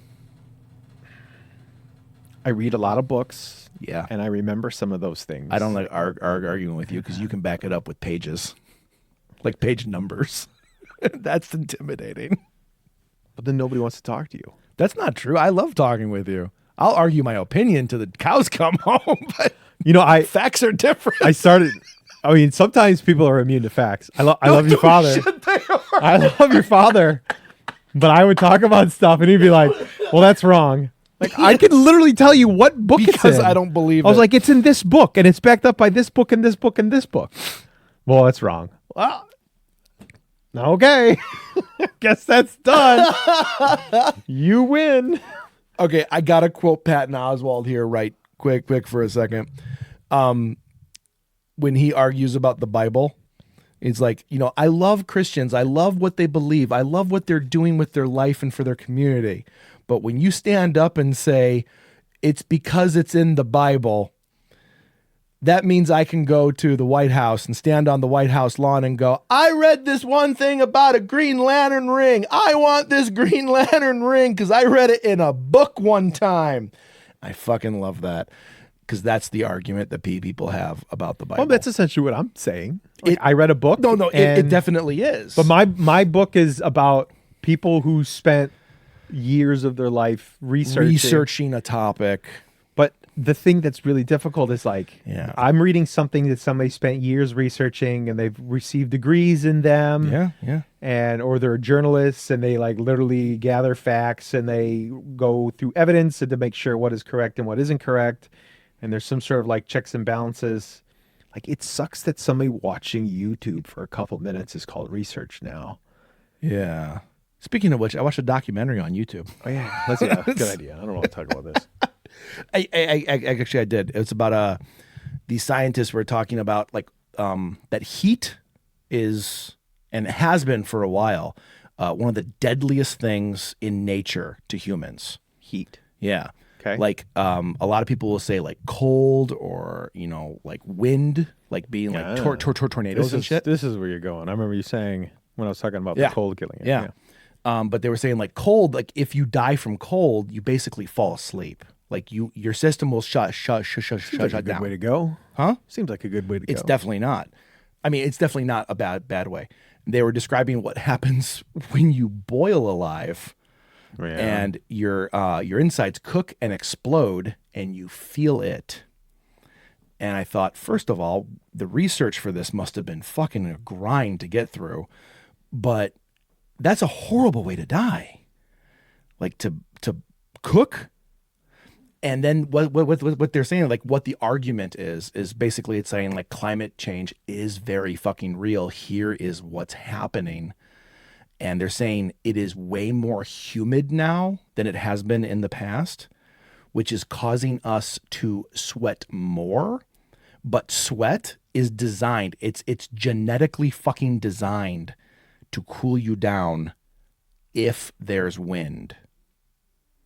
And with the lack of wind, because there's less wind happening around the planet right now, regardless of what you went through, because the oceans are going through climate change. Well, it's in places where it's not windy, it's really not windy. In places where it's windy, it's very windy. Right. It's yes. So here in the Midwest, we are seeing less wind than we normally do. So the humidity rises because of it. There's more humidity. It's hotter. There's more liquid. Blah blah blah. They had a great design for this, but they say what happens is you're not cooling down fast enough, so people can cook because the water on your skin is acting like oil almost, and it helps cook your body faster if you don't cool it down. I got another cool thing with this. Hit me. Heat. So there are A lovely bunch of coconuts all standing in a row. dumb. We could totally end on that one, but I don't want to. No, fuck that. No, that's dumb. So there is a big reason why we get a lot of the viruses and stuff that we do is and why you get like avian flu and stuff like that is because a bird's body temperature is so high that there's very few things that can actually live. Like a bird's and a bat's, because they're beating their wings and everything all the time, and their heart beating at such a fast pace, their blood is like in the hundreds. Okay. And it means that like anything that can live in that type of environment and can thrive, because they get like so many viruses, and all sorts of like bacteria and stuff like that cooked out. Whatever can survive that, once it can go into your system, can Then really it just fucking goes can to really heyday. fucking fuck shit up. Oh, But like no we shit. have ways to kill viruses, because like, you get a fever and you essentially burns it out. You cook it off. Right. Now that's with viruses and bacteria. There's something else that such as fungus. Isn't that bacteria? Fungus is not a bacteria. Really? No. Okay, It's shit. All different right. thing in the animal kingdom. Like mushrooms. Yeah. Right? Yeah. So we are hot, wet things, perfect for fungus. Fungus love that. But there's a certain temperature where fungus can't live anymore. That temperature is 98.6 degrees. Get the fuck out. Humans evolved to be just warm enough where we can't have fungus live inside of us. But with global warming, if fungus start to evolve where it can start living inside of hot, warm environments, bacteria, viruses are nothing compared to living in a world full of spores, where you will literally die by having fungus live and just grow inside of you while you're still alive. Yup. Like I remember, like when the whole thing with the cordyceps and stuff like that, when that one HBO show came out. Yeah, like, Last of Us. The Last of Us, like that is closer to being real on killing you, not making you a zombie, but That's all I'm thinking of right now, and it's not the zombie thing. That's not what I'm gearing at. It's like you can die from having a pizza topping in your body. awful way to fucking die. Holy shit! Imagine like fucking have mushrooms growing out of your eyes while you're still alive. So okay, I'm totally gonna be a nerd here. I'm sorry. Do you watch My Hero Academia? No. I don't know if okay. So one of the it's a side episode. It's a filler fucking episode. This is anime, right? It's an anime, like yeah. Slice of life anime. No, it's like Japan's first superhero anime. It's basically like Avengers but kids, Okay. And there's one character who has the power of mushrooms. And we were just watching it the other day, and she chokes a character by growing mushrooms in his lungs. And my whole body just went, oh my fucking God. The amount of damage you could do. And this is why I always think, like, in superhero comics in general, people who control water, dude, that shit is fucking haunting. You could control 70% of the planet. All you gotta do is suck it out of a person, and can you just imagine that move kind it. of pain? Or just move it. Yeah. Yeah, if you're 70% water, you're just a bag of water that you move around. Right. Yeah, you think Magneto's got his shit together? Fuck that. That's why I still think Worm is one of my favorite books, because they went into like detail with superhero powers. The mechanics. Yeah, the mechanics. Like basically that is let's say for grins and giggles, 100,000 page role-playing manual. It's like, you want to play a superhero character? Here's how. Worm was great in the beginning, and it's slowly like I understand that it is very much in the in the grain of a Russian novel. There we go. And Okay, then it yes. got worse. Yes. But like you could tell the Wild Bow like was just wanted to get it over with. See, I don't the ending think was so. awful. I liked the ending because it felt like he wanted to do something that hadn't been done. He wanted to correlate superpowers not with just people who had powers, but he wanted to explain actually why. Yeah, And but it was a cop-out ending. I think it was because introduced. it never really ended. Well, it was there's just kind of there's a book 2 and 3. I know It's chapter 1, man. I know. Yeah, but there's like, okay, then you're not telling a story. I disagree You're just with that. That's like it's like me getting up on your soapbox and just never leaving. No, but If there's no beginning, that's a streamer. If there's no beginning and no end, like why are you there? What is that? See, because it's but- not at that point. It's not a story. It's something else. No. Hold on. You're talking about a hero's journey, which is different than story. Hero's journey says beginning, middle, end. It is throughout human existence. That is how stories work. it These is- compelling stories it's that people how care about. Compelling stories work. Okay, so I will go back to why the fuck do I want to watch something with no end? Perfect example. Why do you want to watch people eat on YouTube? Because he finishes, he wins, it ends. No, If it he- doesn't. If he ate forever, If he does, I would never watch it. If he does another episode, that first one is now no longer an ending. But every single one has a beginning where he like introduces the thing that he's going to eat. He talks to the people. He's so incredibly nice. There's a buildup of tension of like, is he actually going to finish it? Right. And then he eventually finishes But it. you're talking about the hero's journey, And then in it's one done. episode. And then I'm done with that episode. Well, if he only made one of these, would you be as addicted to his stuff? If he only ever made one, would you be as endeared to it? No. But I also tell you, in another 5 years, I won't watch this guy. Well, no, probably not, because our tastes Matter of fact, change. like in a month, I'll probably stop And watching. there's a longevity factor. Why do you think I love Slice of Life so much? That is hands down one of my favorite genres, because it breaks fucking down what we expect as a story. Yeah, but like there is something that's compelling to the beginning, middle, and end because it's in human DNA. Absolutely, there And to is. it's like eating things that you don't enjoy because it's different. So what about this? What we're doing right here?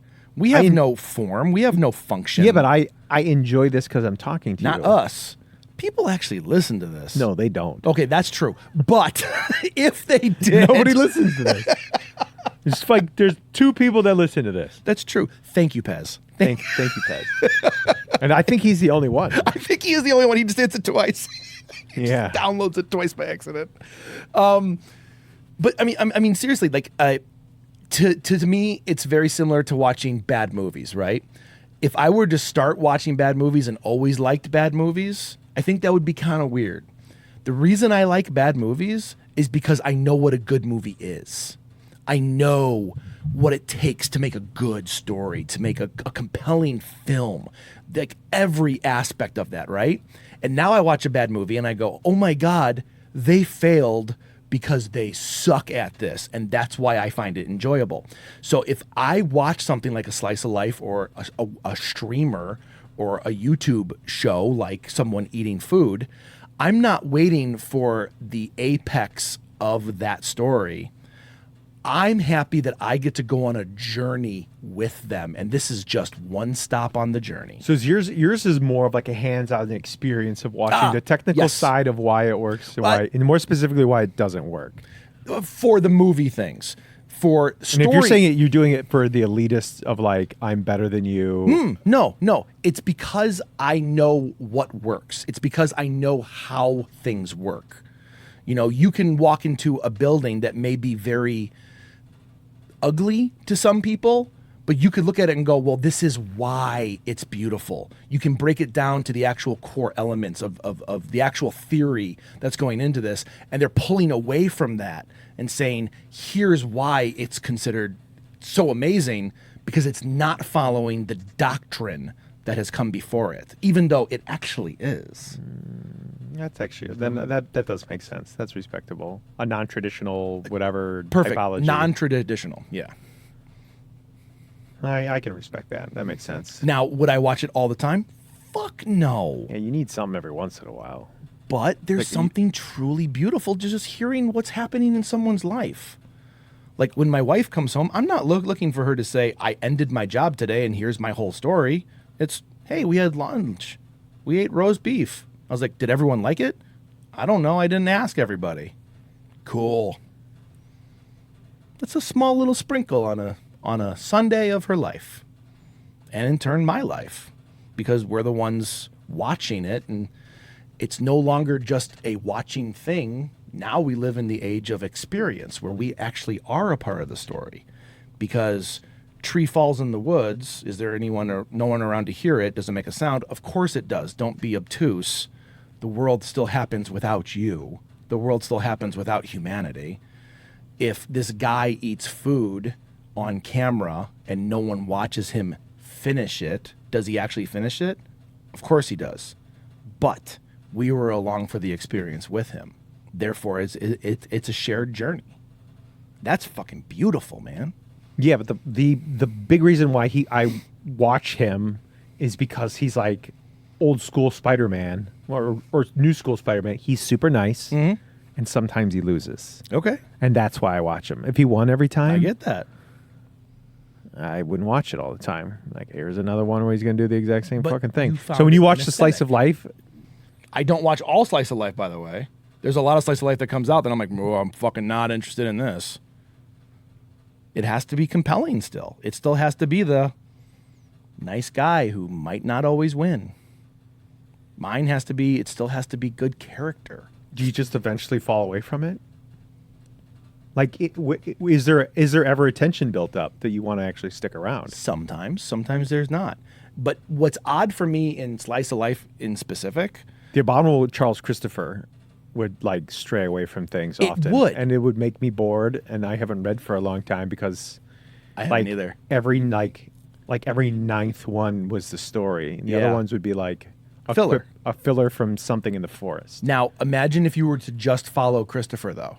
I would love it. Yeah. But even if it didn't follow that journey of him finding the whatever the evil thing was, The dragon, lion. whatever. You and I were fans of it. I have the fucking book upstairs. I can't even only tell you what watched the it plot because I was. hoped that the next one was going to be the actual story. Yeah, but Rick and Morty is this too, it is. It is. which is fucking crazy that Rick and Morty is technically slice of life. Yeah, I would argue that it And absolutely is. then they hit it on a meta level where they actually talk about how they don't want to do the story. They want to just do side Right. adventures forever, and they don't want to do story. But I only watch it in case I get maybe a little bit of story. Now, a lot So of people that is the thing. a lot of people think that slice of life means no story or nothing happens, right? That's not the case. Slice of life is just Would Batman and Robin from the 1960s be slice of life? No. Because nothing ever happened there either. It was the exact same thing every time. that's what I'm saying is like slice of life does not mean nothing happens. You know, a lot of people say Well, sci- it's just a regular day. I mean, it's just a regular day in Batman's life. it's a regular day, But if a regular day is saving the world, but it's not. We don't see Batman every day. We only see him when there's something to do. that's always what he does. That's But because he's it's not. Batman. Every 7 days a week, he fought the Joker. 8 days a week, he Okay. fights the Joker. No, he does not. Some days, motherfucker has to go grocery shopping. No, he doesn't. He's got the butler to do that. Okay, so why aren't we watching that?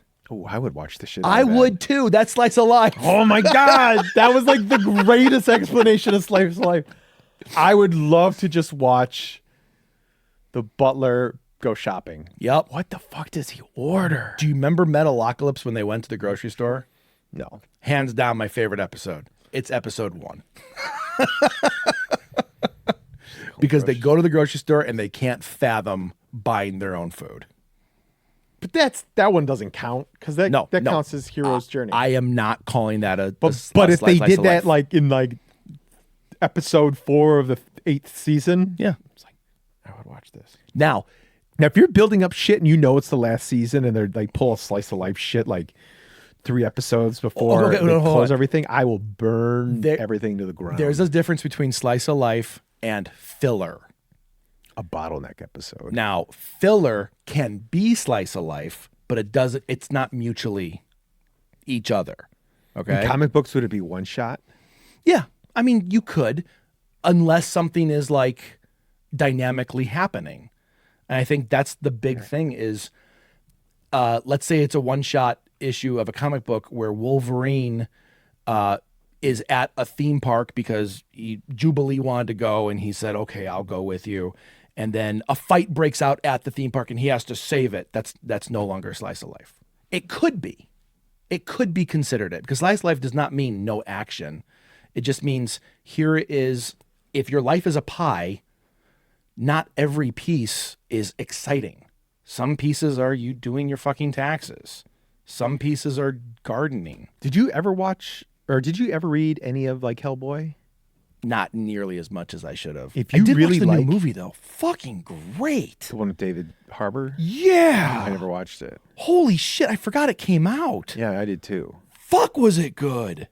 I would watch it. I love the comics are awesome, but like if you like just one shots where you're just like, what's a random thing that he likes to do? Yeah. Hellboy did that all the time. I love that shit. Mike Mignola was all about just wandering for no reason. But it's not for no reason. I think that's the Yeah, misnomer. no, like when it comes down to it was building up lore and it was doing things, but like there was Building up always lore this huge or story. character development. Yeah, and a lot of it was. Dude, his entire Are you ever gonna read it? Eventually, but Okay. whatever you say right now, I probably won't remember by the time I'm reading it. The whole ending of Hellboy's entire story was so crazily tied to a story that Mike Mignola just did with his daughter. There was a whole one-shot series that he did that was called The Amazing Screw-On Head, and it was yeah. It was just some short stories. I know he that. did. And one of them was just a story he did with his daughter when she was young, and he just wanted to tell a story, and it was That's so just a story cool. that he did, and it was about a lizard, or I'm sorry, it was a snake that was saved by a lizard, and the snake loved the wizard so much he wanted him to live forever, and he tried to do everything that he could to make him live forever, and eventually, like the wizard dies, and like there's not like a lot to it. It's just like it's a snake loves him. I think that's beautiful. And then when the wizard dies, he turns into the geometric shapes that all drawing is based off of. He turns So he lives forever. he just turns into a sphere, Yeah.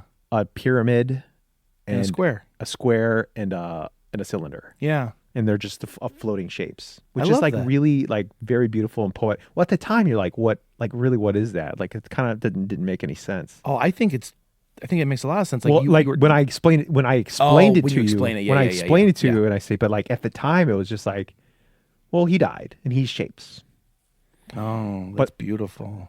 Well, that was just something that was in the middle of Hellboy over like a 20-year journey of telling the story. Yeah. When Hellboy, That's very Japanese storytelling too. By the way. when Hellboy like finally ghosts the whole thing, dies, and literally like Hellboy in Hell is like the last kind of thing of it. I remember when that. Hellboy finally sits on the throne. throne and he dies, quote unquote dies. Yeah. He becomes the shapes. Oh, very fucking cool. I remember thinking like, how fucking awesome is that? I thought Yeah. that was so cool. And it was like something where it was like Mike Mignola, but it was a story he told with his daughter, and like the primary shapes of all drawing is just like literally like Hellboy is just a series of shapes. All comic books are just a series of shapes.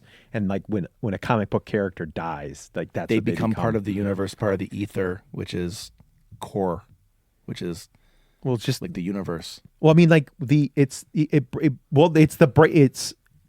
if you were to break down a comic book character, they would just be a series of shapes. Correct. It's not like lore or anything. It's it's way more primal than that. It's like it's the actual act of the artist making you just make shapes. Well, now. that's like when a human dies, we become energy.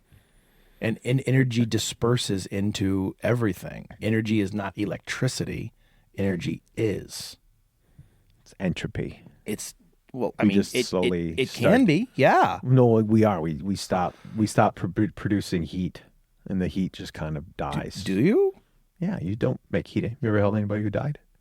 No, but what happens They because get of cold it? really quick. Well, yes, but Noticeably and uncomfortably so. it took a nosedive It really is quick. entropy. Speaking of which, you aren't here right now. You're in a lake in the Boundary Waters. Don't fucking tell me that. That shit'll like haunt me. Oh, that'd be bad. That shit'll haunt me forever. That happened to me sometimes. You know, when I was losing weight, there was like a period where I would look in mirrors and I don't recognize myself, and I wonder, like, I told Heather this. I'm gonna, like, there's a part of me in my head that, like, and it would flash in my head every once in a while that, like, I died of a heart attack when I was at 400 pounds in the Boundary Waters the first time, because there's no way I lost weight like this. Like, it's not real. It doesn't feel real to me. I understand that. That's terrifying. It is a little weird because it's such like there's times when you wake up and you can't feel, like, you don't know if it's reality or not. Like, you don't understand if the dream was reality or if I'm waking up in bed reality. Like, you can't fucking figure out which one's real for like 10 minutes. You go, like, am I dreaming now? Was I dreaming then? And like, you question fucking everything. But you have like a definite physical attribute that, when, quote unquote, when you wake up, you're looking at yourself in the mirror going, there's no way this could have happened in this short amount of time. Not without. Am I really here? Yes. Jesus fuck, dude. Because there's no, like, you should not be able to lose 160 pounds with willpower. Right. This isn't like me tooting my horn. This is like, I've gone to the doctor a bunch of times to make sure, like, I don't have something. Yeah. Because it's not real. And even my doctors are like, we have no idea. We've never met anybody like you. Are you in therapy at all? Like physical therapy? No, like Or mental. Mental? People keep asking me that, and I don't mean don't know if there's something wrong with me. I don't mean it as a derogatory term. It just makes me feel uncomfortable. There is like nothing negative about therapy in my mindset I outside of the bill. I 100% agree. I think that mental health is super important. Yeah. I don't know what I would even talk to them about, because it's part of my,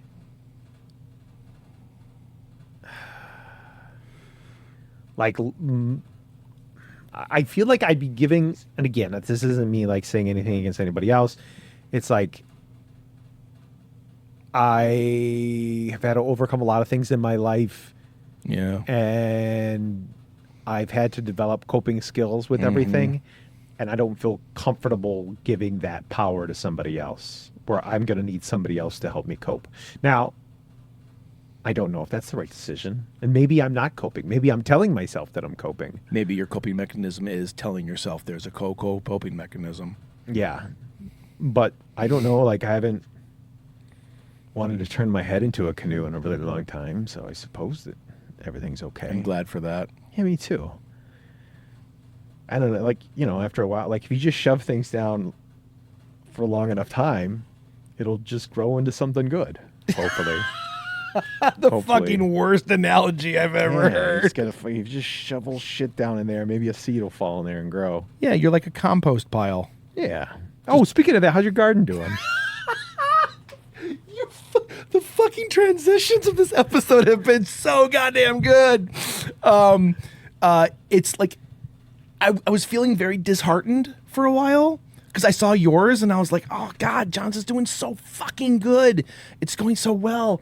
And I put those watering spikes in the garden. And I put wine bottles for watering because I wanted to do the pots, but I was thinking, like, you know, I'm kind of fucking lazy and I want it to be easy to fill. And I want to be able to see it.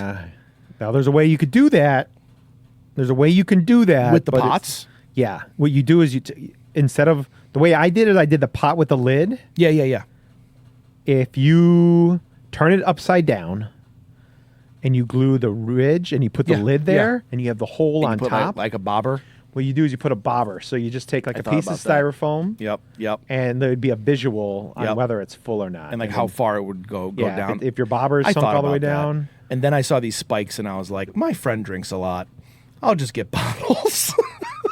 Not me. No. Yeah, no. I have. So for the smaller pots that I have, I do the spikes. Yeah. And we do beer because we have it in the bottle, and I got to fill them up like But those a couple times a week. But no, keep going. How's it going? No, so like just recently, I looked back through the beginning of the year, like my photos. Like I take photos every couple weeks, and it's like, oh my god, they actually are growing. And then like we pulled some radishes out because you have to keep thinning them. Fuck, are they good? No peppers yet. Oh no, I take that back. There is a jalapeno on one of our jalapenos. We just plucked our first 2 or 3 jalapenos on Friday. How big are they? Full size. Get the fuck out. Full size. How did you get them like that? Olas are amazing, dude. The Olas is I fill them up like twice a week.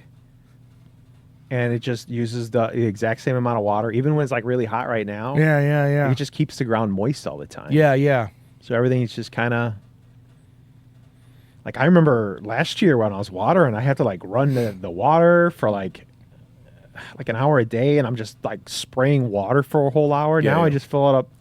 I fill up a water pitcher and I just go out there and fill them up, put the lids back on, and I'm good for like 3 to 4 days. We do that, and then we hose down like every other day, unless it's like crazy fucking hot. I never hose down. But not like soak them, but just get them a little bit. I'll like every 2 weeks or so. I've been wow, pulling really? weeds, and like 1 or 2 times. If it's raining a bunch, like Yeah. I might not even have to fill water. No shit. We did coconut husk on top for mulch because Yeah. we noticed I had too many peppers this year. And like a fucking dumbass, dude, I start every gardening season with like a great plan. I have a fucking chart of exactly what every pepper is and every plant it is. And then by the time I put it out there, I'm like, I don't know what these 18 peppers are. So these are all mystery plants. So quite literally, I have like maybe 10 that I have zero idea what they are. I wrote my book down with everything, and then I take the cup and I cut the cup out and I put the names of everything in Yeah, there. I did that too. And Then they went outside. Did you ever put them back And in I the ground? have 10 plants that I have no idea what they are. Oh. Dude, I wrote out all the fucking plastic tabs and shit. I don't know what happened. So anyway, so I had these buckets from last year that Andy used to make potatoes in. So like there's like crazy holes in the bottom. I just filled it up with soil, put a lot of mulch on top, and those fuckers shot up. So that I'm like, okay, let's mulch.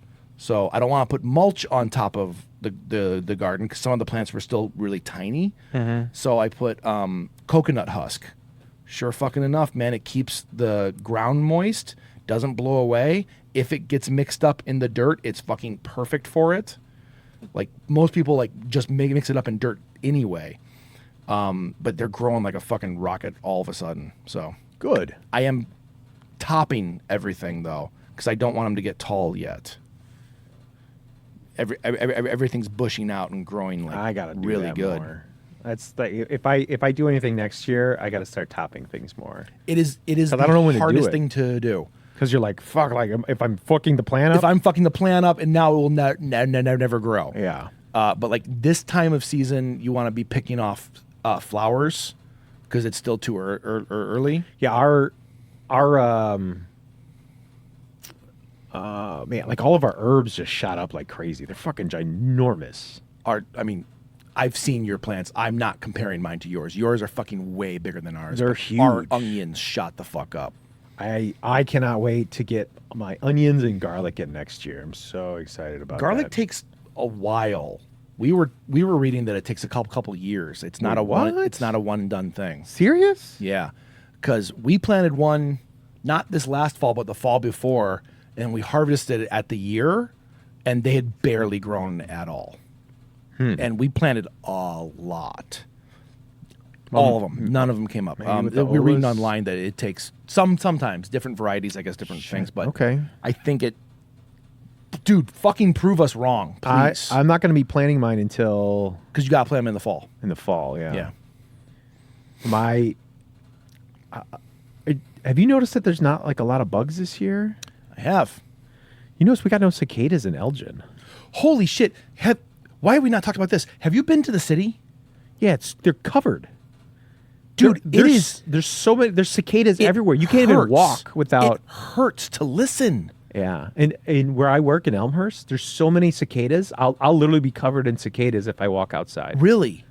Yeah, but there's none in Elgin. None. Like I have a theory. Oh, please. So Heather and I, We Weed. Gotcha. We Weed. we ride our bikes Oh, up and down the okay. prairie path. Do you really? Yeah. In the heat? Yeah. Jesus. You just bring water.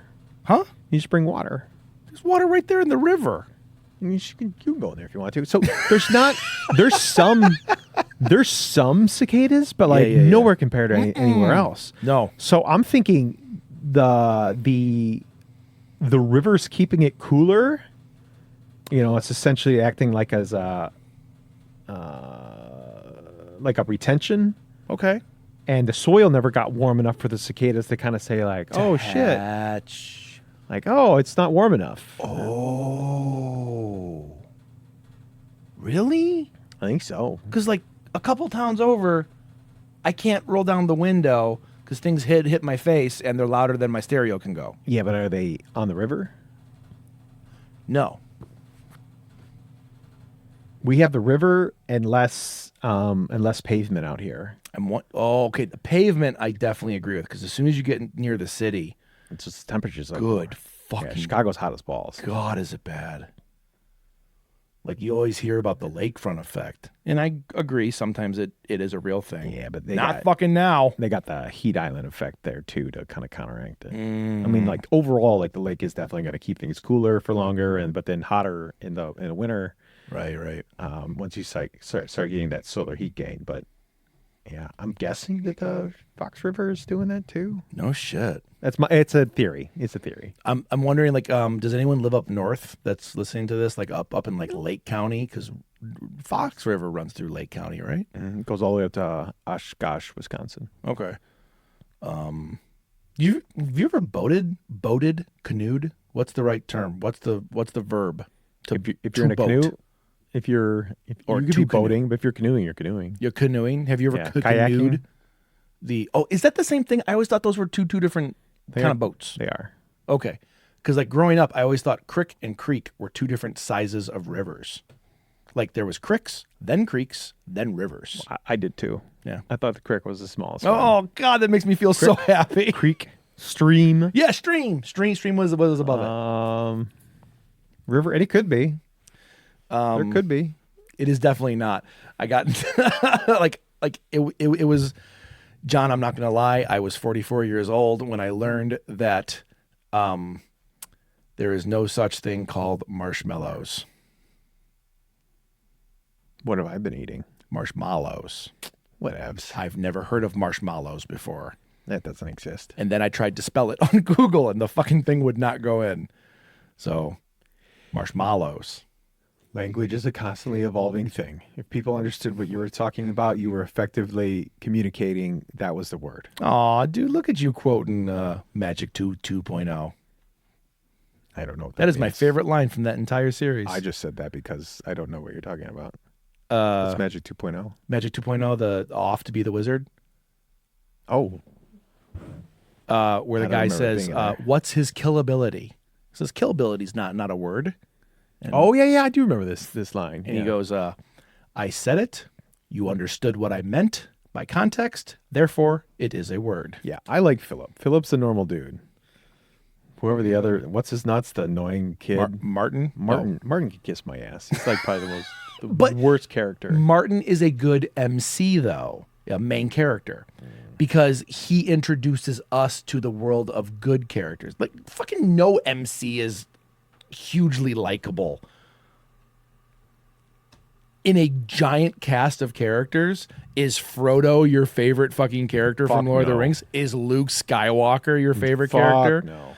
Is going to anime because that's what I'm more familiar with is Goku or Naruto or any I of have those. no idea. Is One Punch Man your favorite character in that series? Yes. Or is it the element what he brings to it? No, he's definitely the best one. Oh, okay. But it's also a meta fucking story. Yeah, he's making fun of the story. Yes, I yes. definitely like him. He's like, I'm watching this anime because he makes fun of anime. Exactly. I hate it for the exact same reasons that he hates it, and that's so hard to. One Punch Man is like the best and like gateway. Season 3 comes out in Gateway anime. in fall, I believe. I've been reading the comic, and I wonder where they're gonna go with this. I don't know. I did not get that far in it. It's confusing because there's technically like 3 separate comics. are they all canon? Because some like manga is really well known. They're for constantly going, like "Fuck, somewhere else." they're constantly drawing them and then like retroactively changing things. Really? Yeah, it's really weird. They'll change stuff after the fact I mean, that's kind of And now it's hard in to- line with that story, though. to Being like, retroactively. fuck change. it. Who cares if it's canon or not? Let's go. Murata, like the actual one will write it and draw his own thing, Yeah. and that's like the web comic, and then Murata redraws everything, but he Mhm. won't redraw. He won't follow one story Really? 100%. But all of everything that Murata does is along with one. One is, for people who don't know, one is the writer and the actual creator of One Punch Man, And then, Mob Psycho. and then there's the actual TV show, which is like a whole nother different thing. It's a different beast, right? Yeah.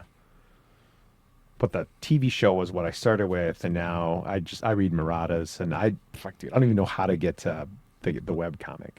There's But the web comic is like fucking super far ahead. there is a web app, a web platform similar to Twitter, but just for manga artists.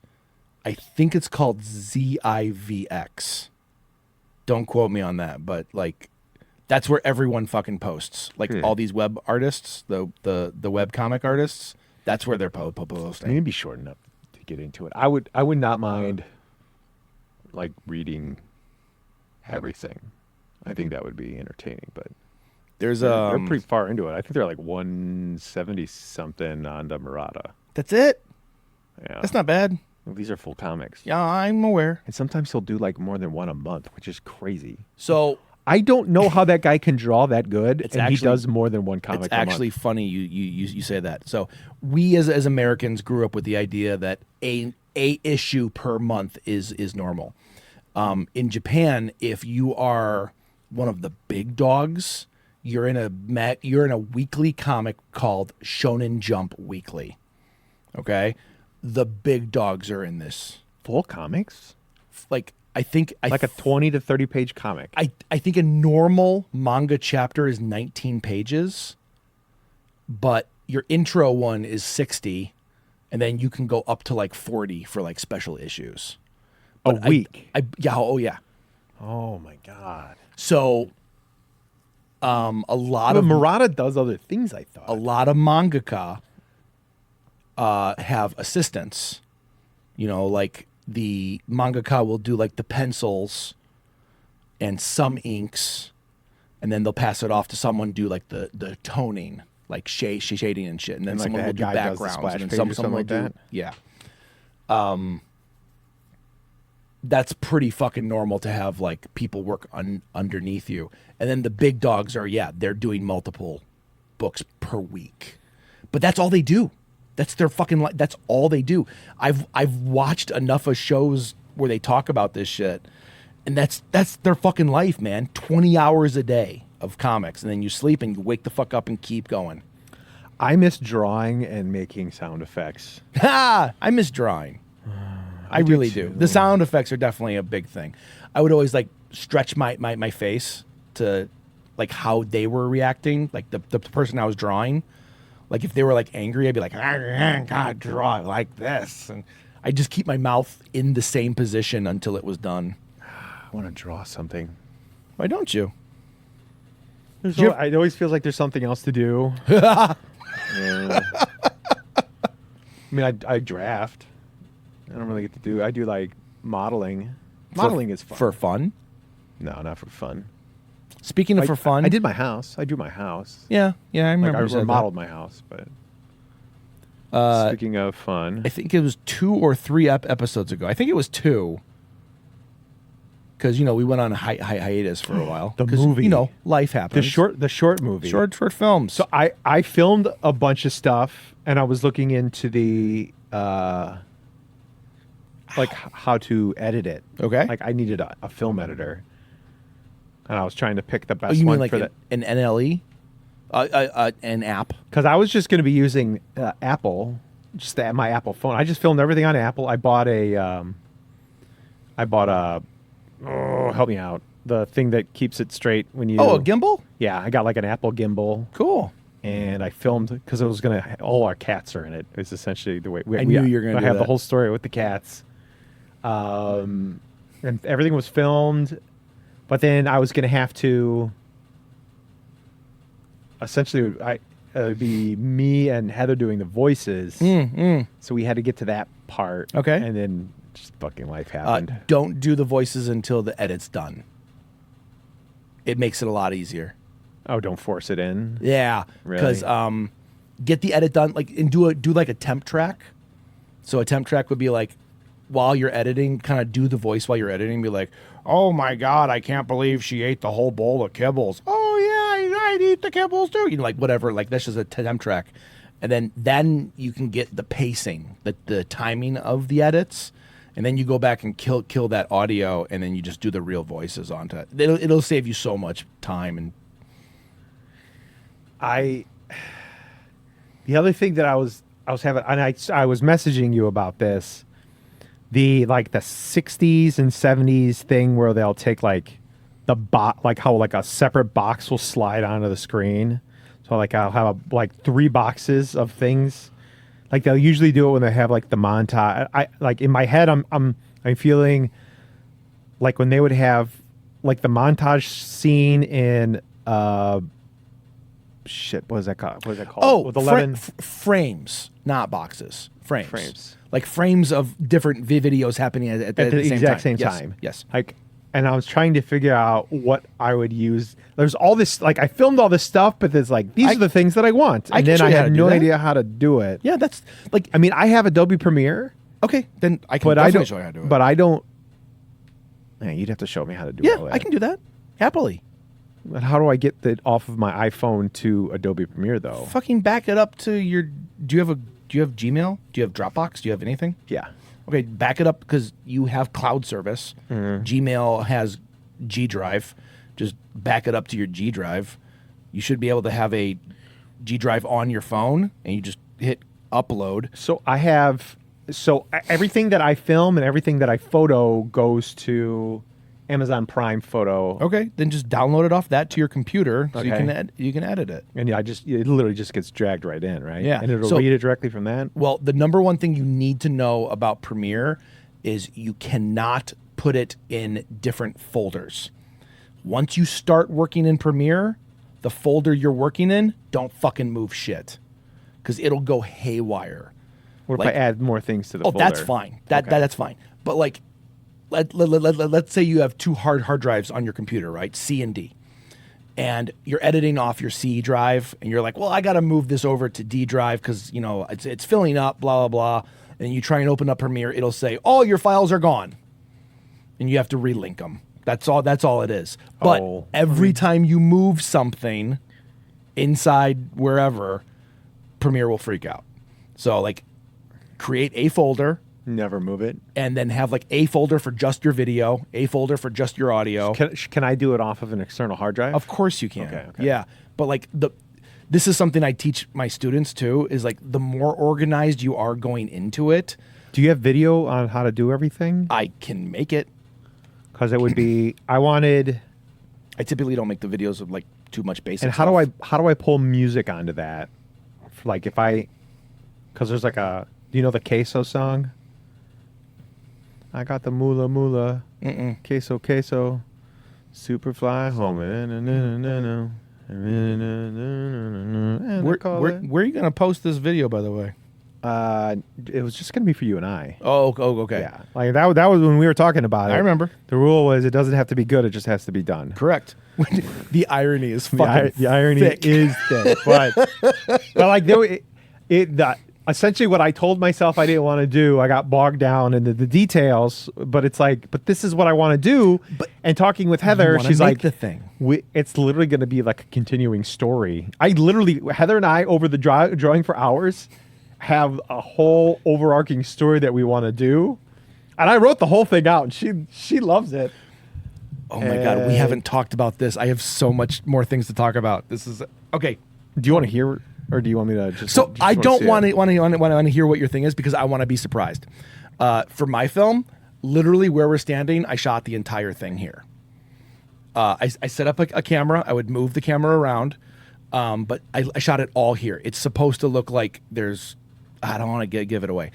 I'm actually super excited about it. I have a little more editing to do, and then a fuck ton of masking and sound effects. See, and then this is good God, is it a lot of this masking. is like it's all like the I need to figure out how to I gotta find like this. move the cameras around. It's essentially like the 60s like heist movie montage. Like I need that. I need to know how to do that because everything that's in my head I need to So, and this is just for you and I. Nothing's getting posted because there's sounds that are going to it, songs. well, I was gonna say if you don't use copyright songs, and I am. if you don't, you can post it. Yeah, but I don't care. I know. I just want it to be done. I'm just saying.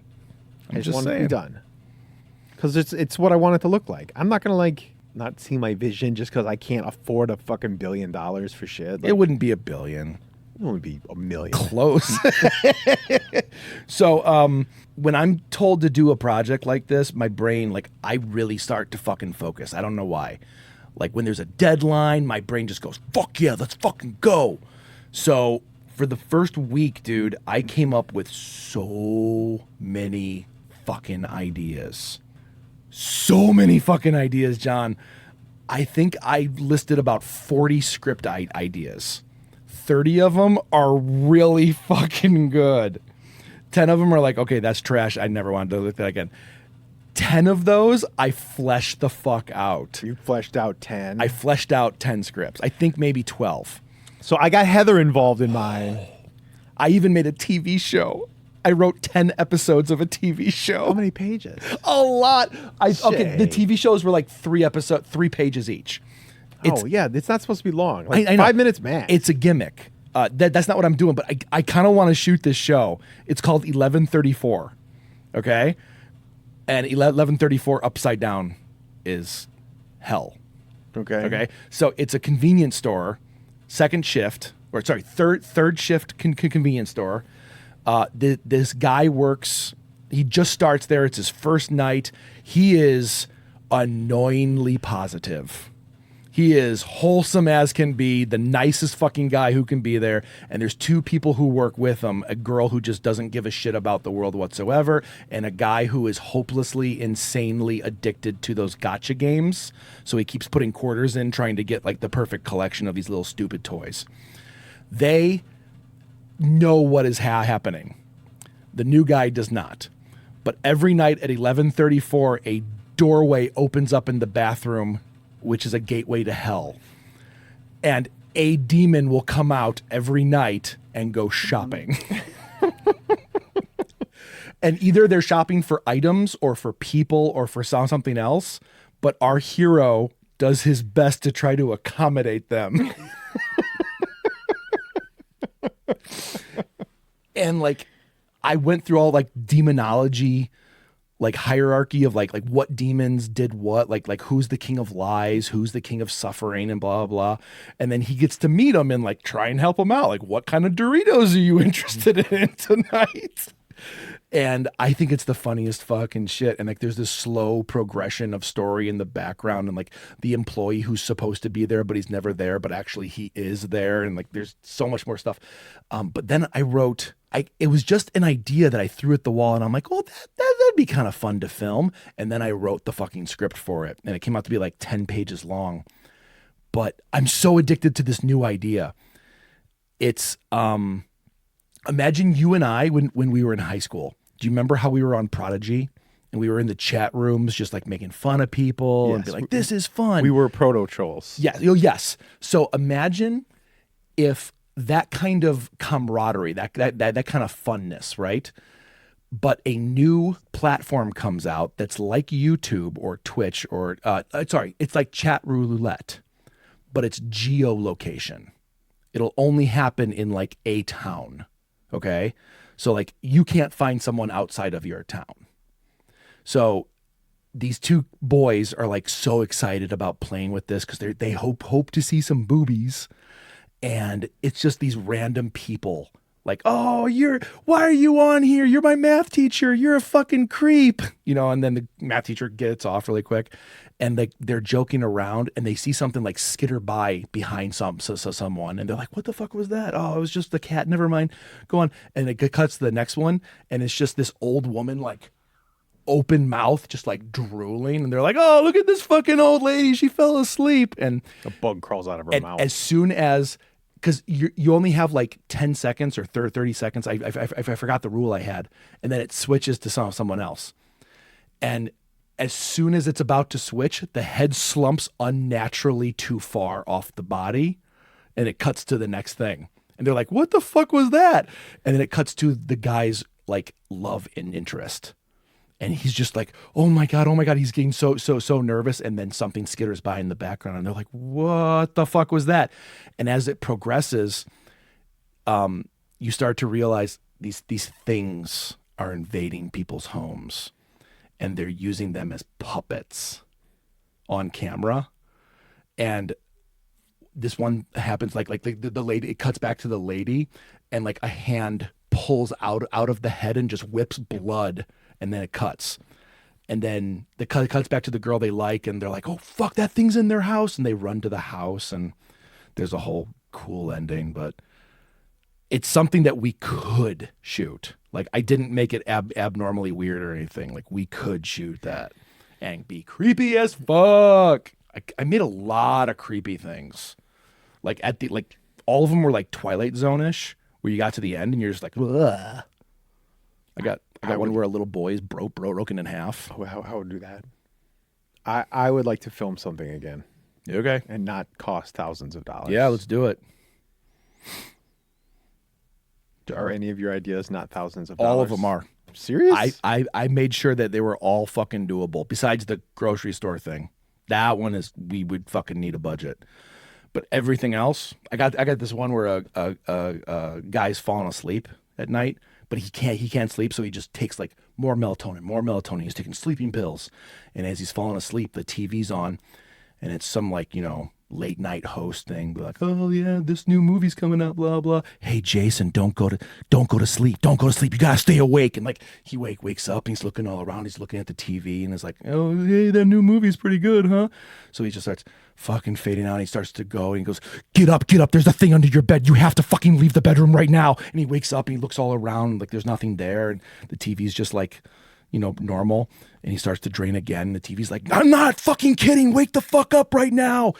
And then you just see like this hand whip up, grab his spine, and rip him under the bed. And we can do that in like 3 frames and make it look like the body is just ripped under the bed as fast as possible.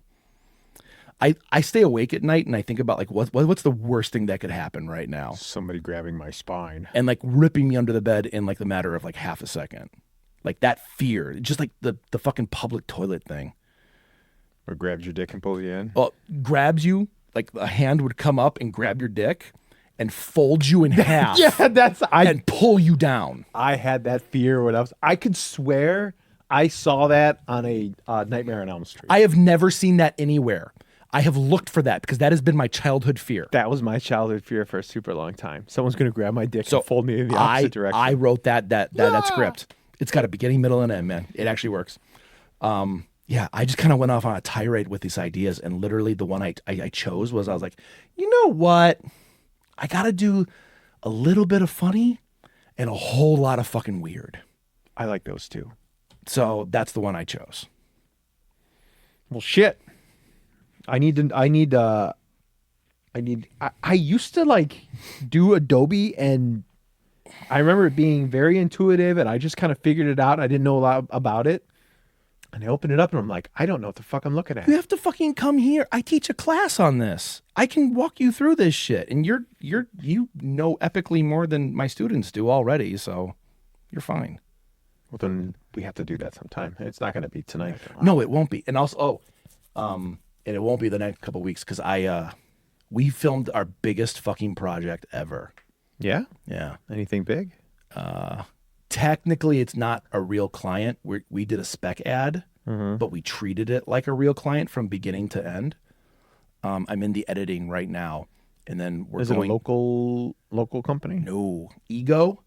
They do lawn care Oh, equipment. yeah, you told me about this company. Yeah. But With the girls? yeah, Yeah. I hired, or I'm hiring a sound mixer. I'm hiring a colorist. I'm going to go over to our friend's house to have him score it. We're going to do an original score for it. So what happens if they like it? How does that...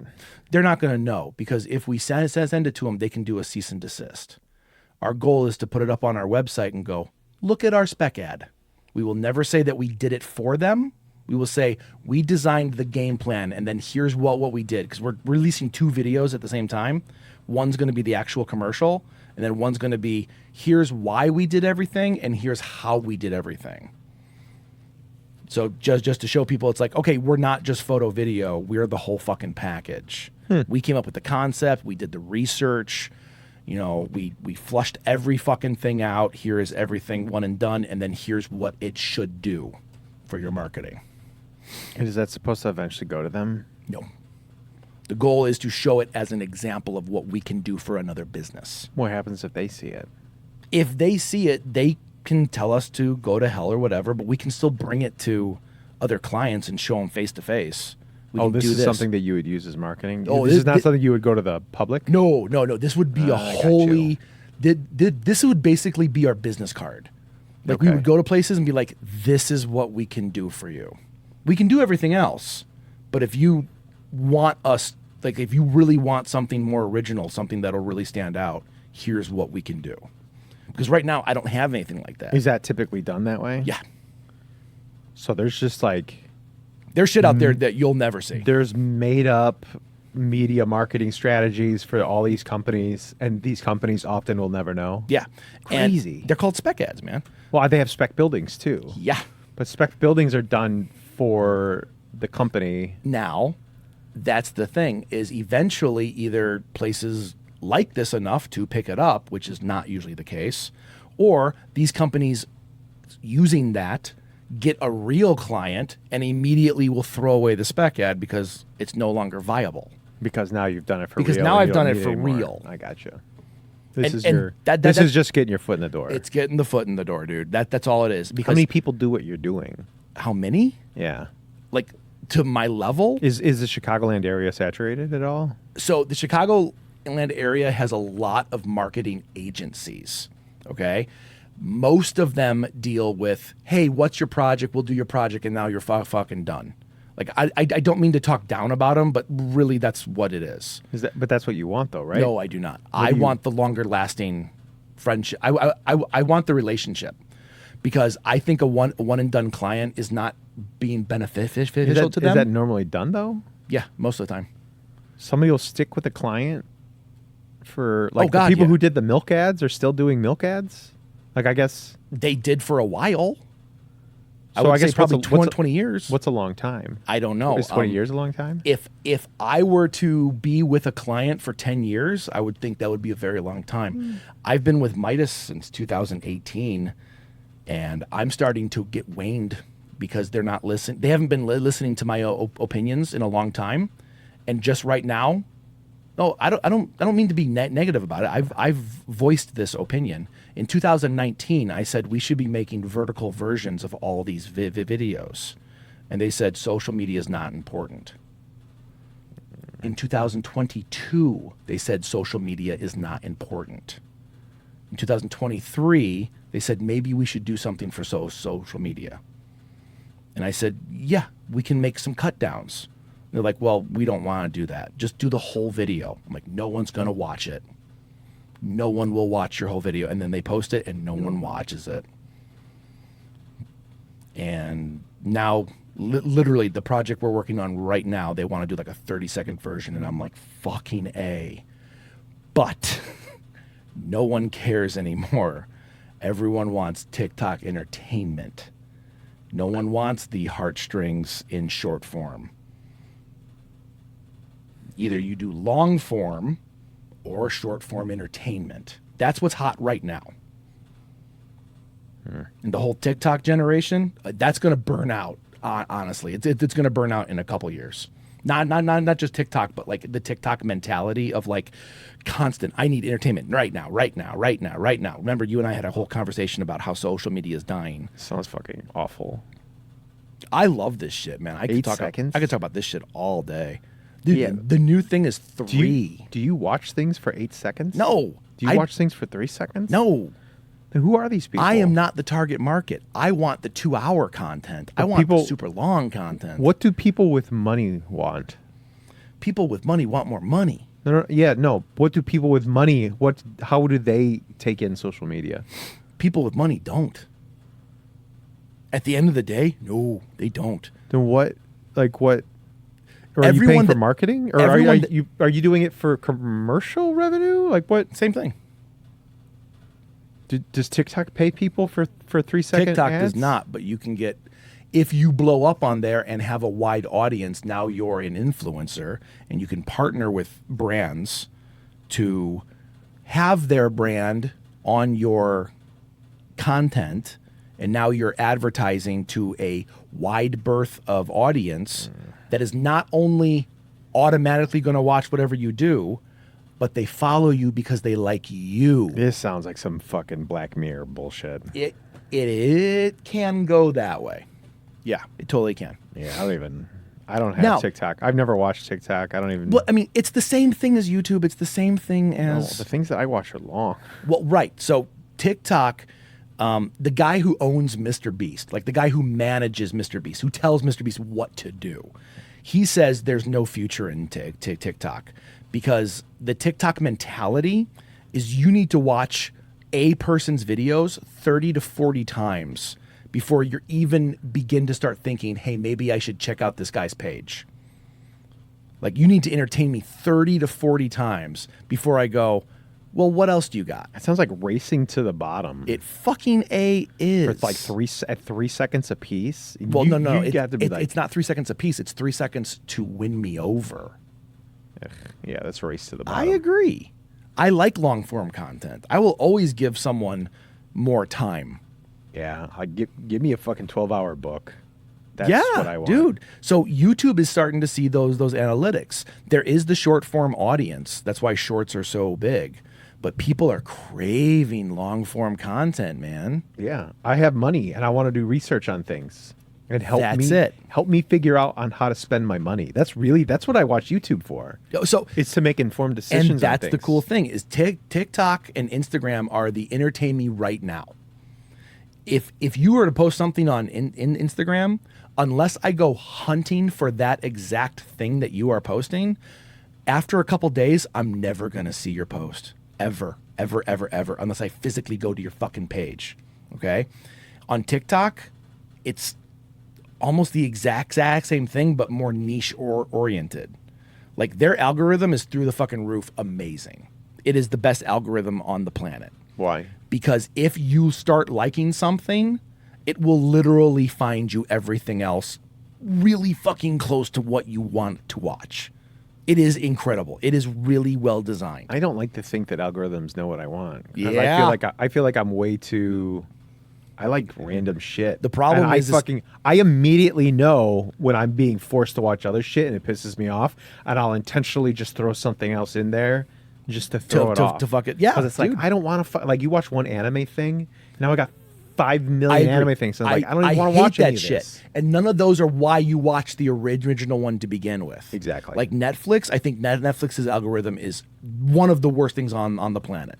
That, Hulu, and Amazon. Oh my God, they are terrible. Yeah. This has nothing to do with why I liked that movie. Why would I watch this movie? I miss early Netflix. That Dude. gave you like all the questionnaires and toggles, and there's And the community. yeah. When I got to go to your Netflix page and see what you voted on, what you liked, and your comments. I could find way more random shit. I could find all sorts of trauma stuff on there. So you can still find all that shit now, but they won't. you need like special codes. They and hidden won't shit. publish it. That's it. That's so annoying. Netflix, like, if Netflix has 100,000 movies, which they have more than that, if they have 100,000 movies, they're only showing you 500. I hate that. I hate it so much. Yep. You're stuck looking at the same shit over At and the over same again. shit over. And that's when my dad will write me. He's like, there's nothing on Netflix. Why do I have this? And I'm like, you got to dig.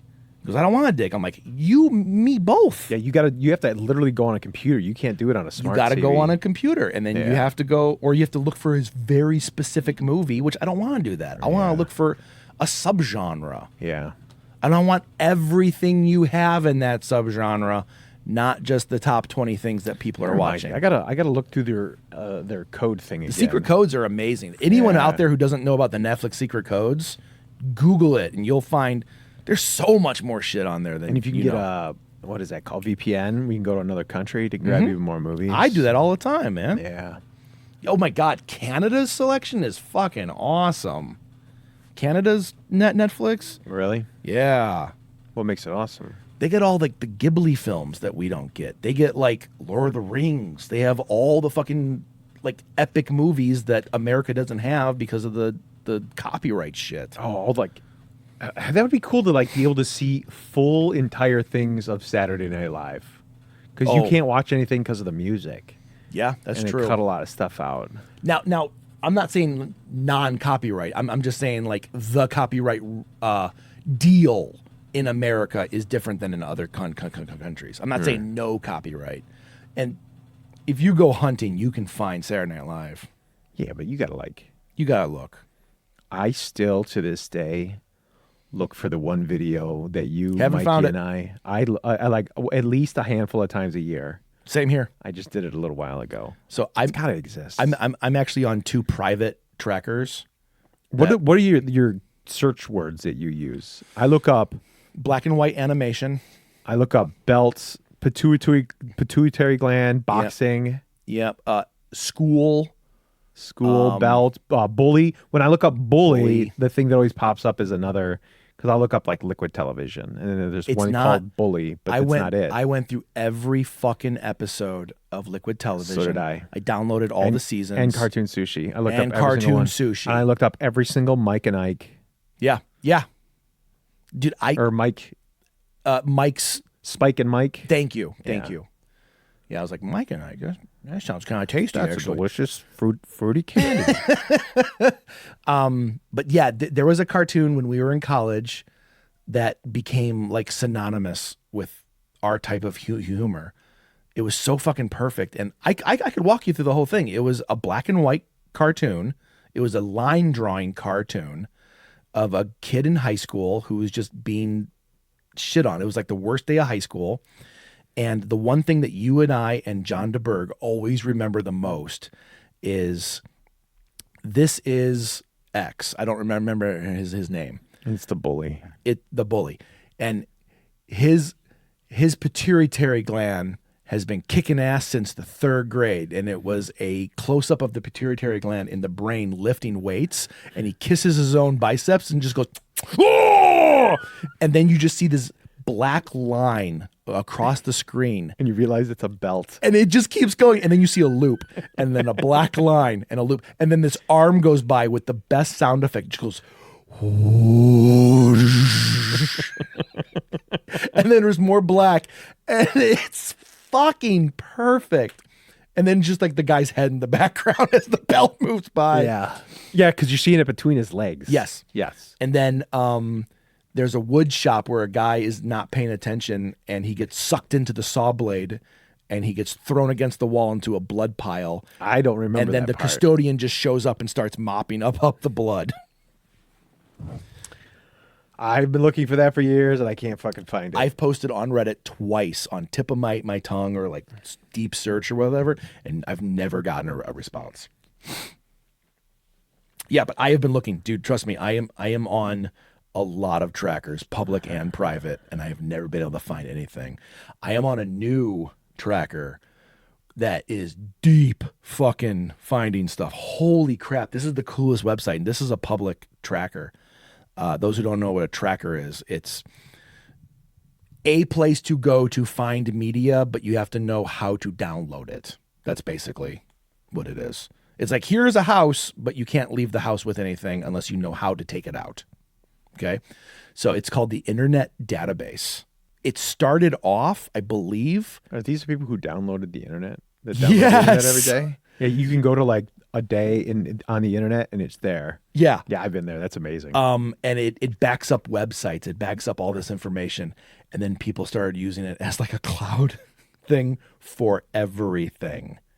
You can find a lot of shit there. If it's anywhere, it will be there. I can't find it.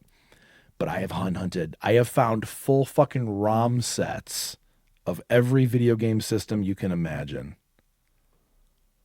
By the way, I just got every PS2 game. What? PS2 has the biggest library of games in history. 15 terabyte. I want to. Not including all of Europe's. I got all of Japan's and all of America's. Not duplicates. Can you get an emulator on Amazon?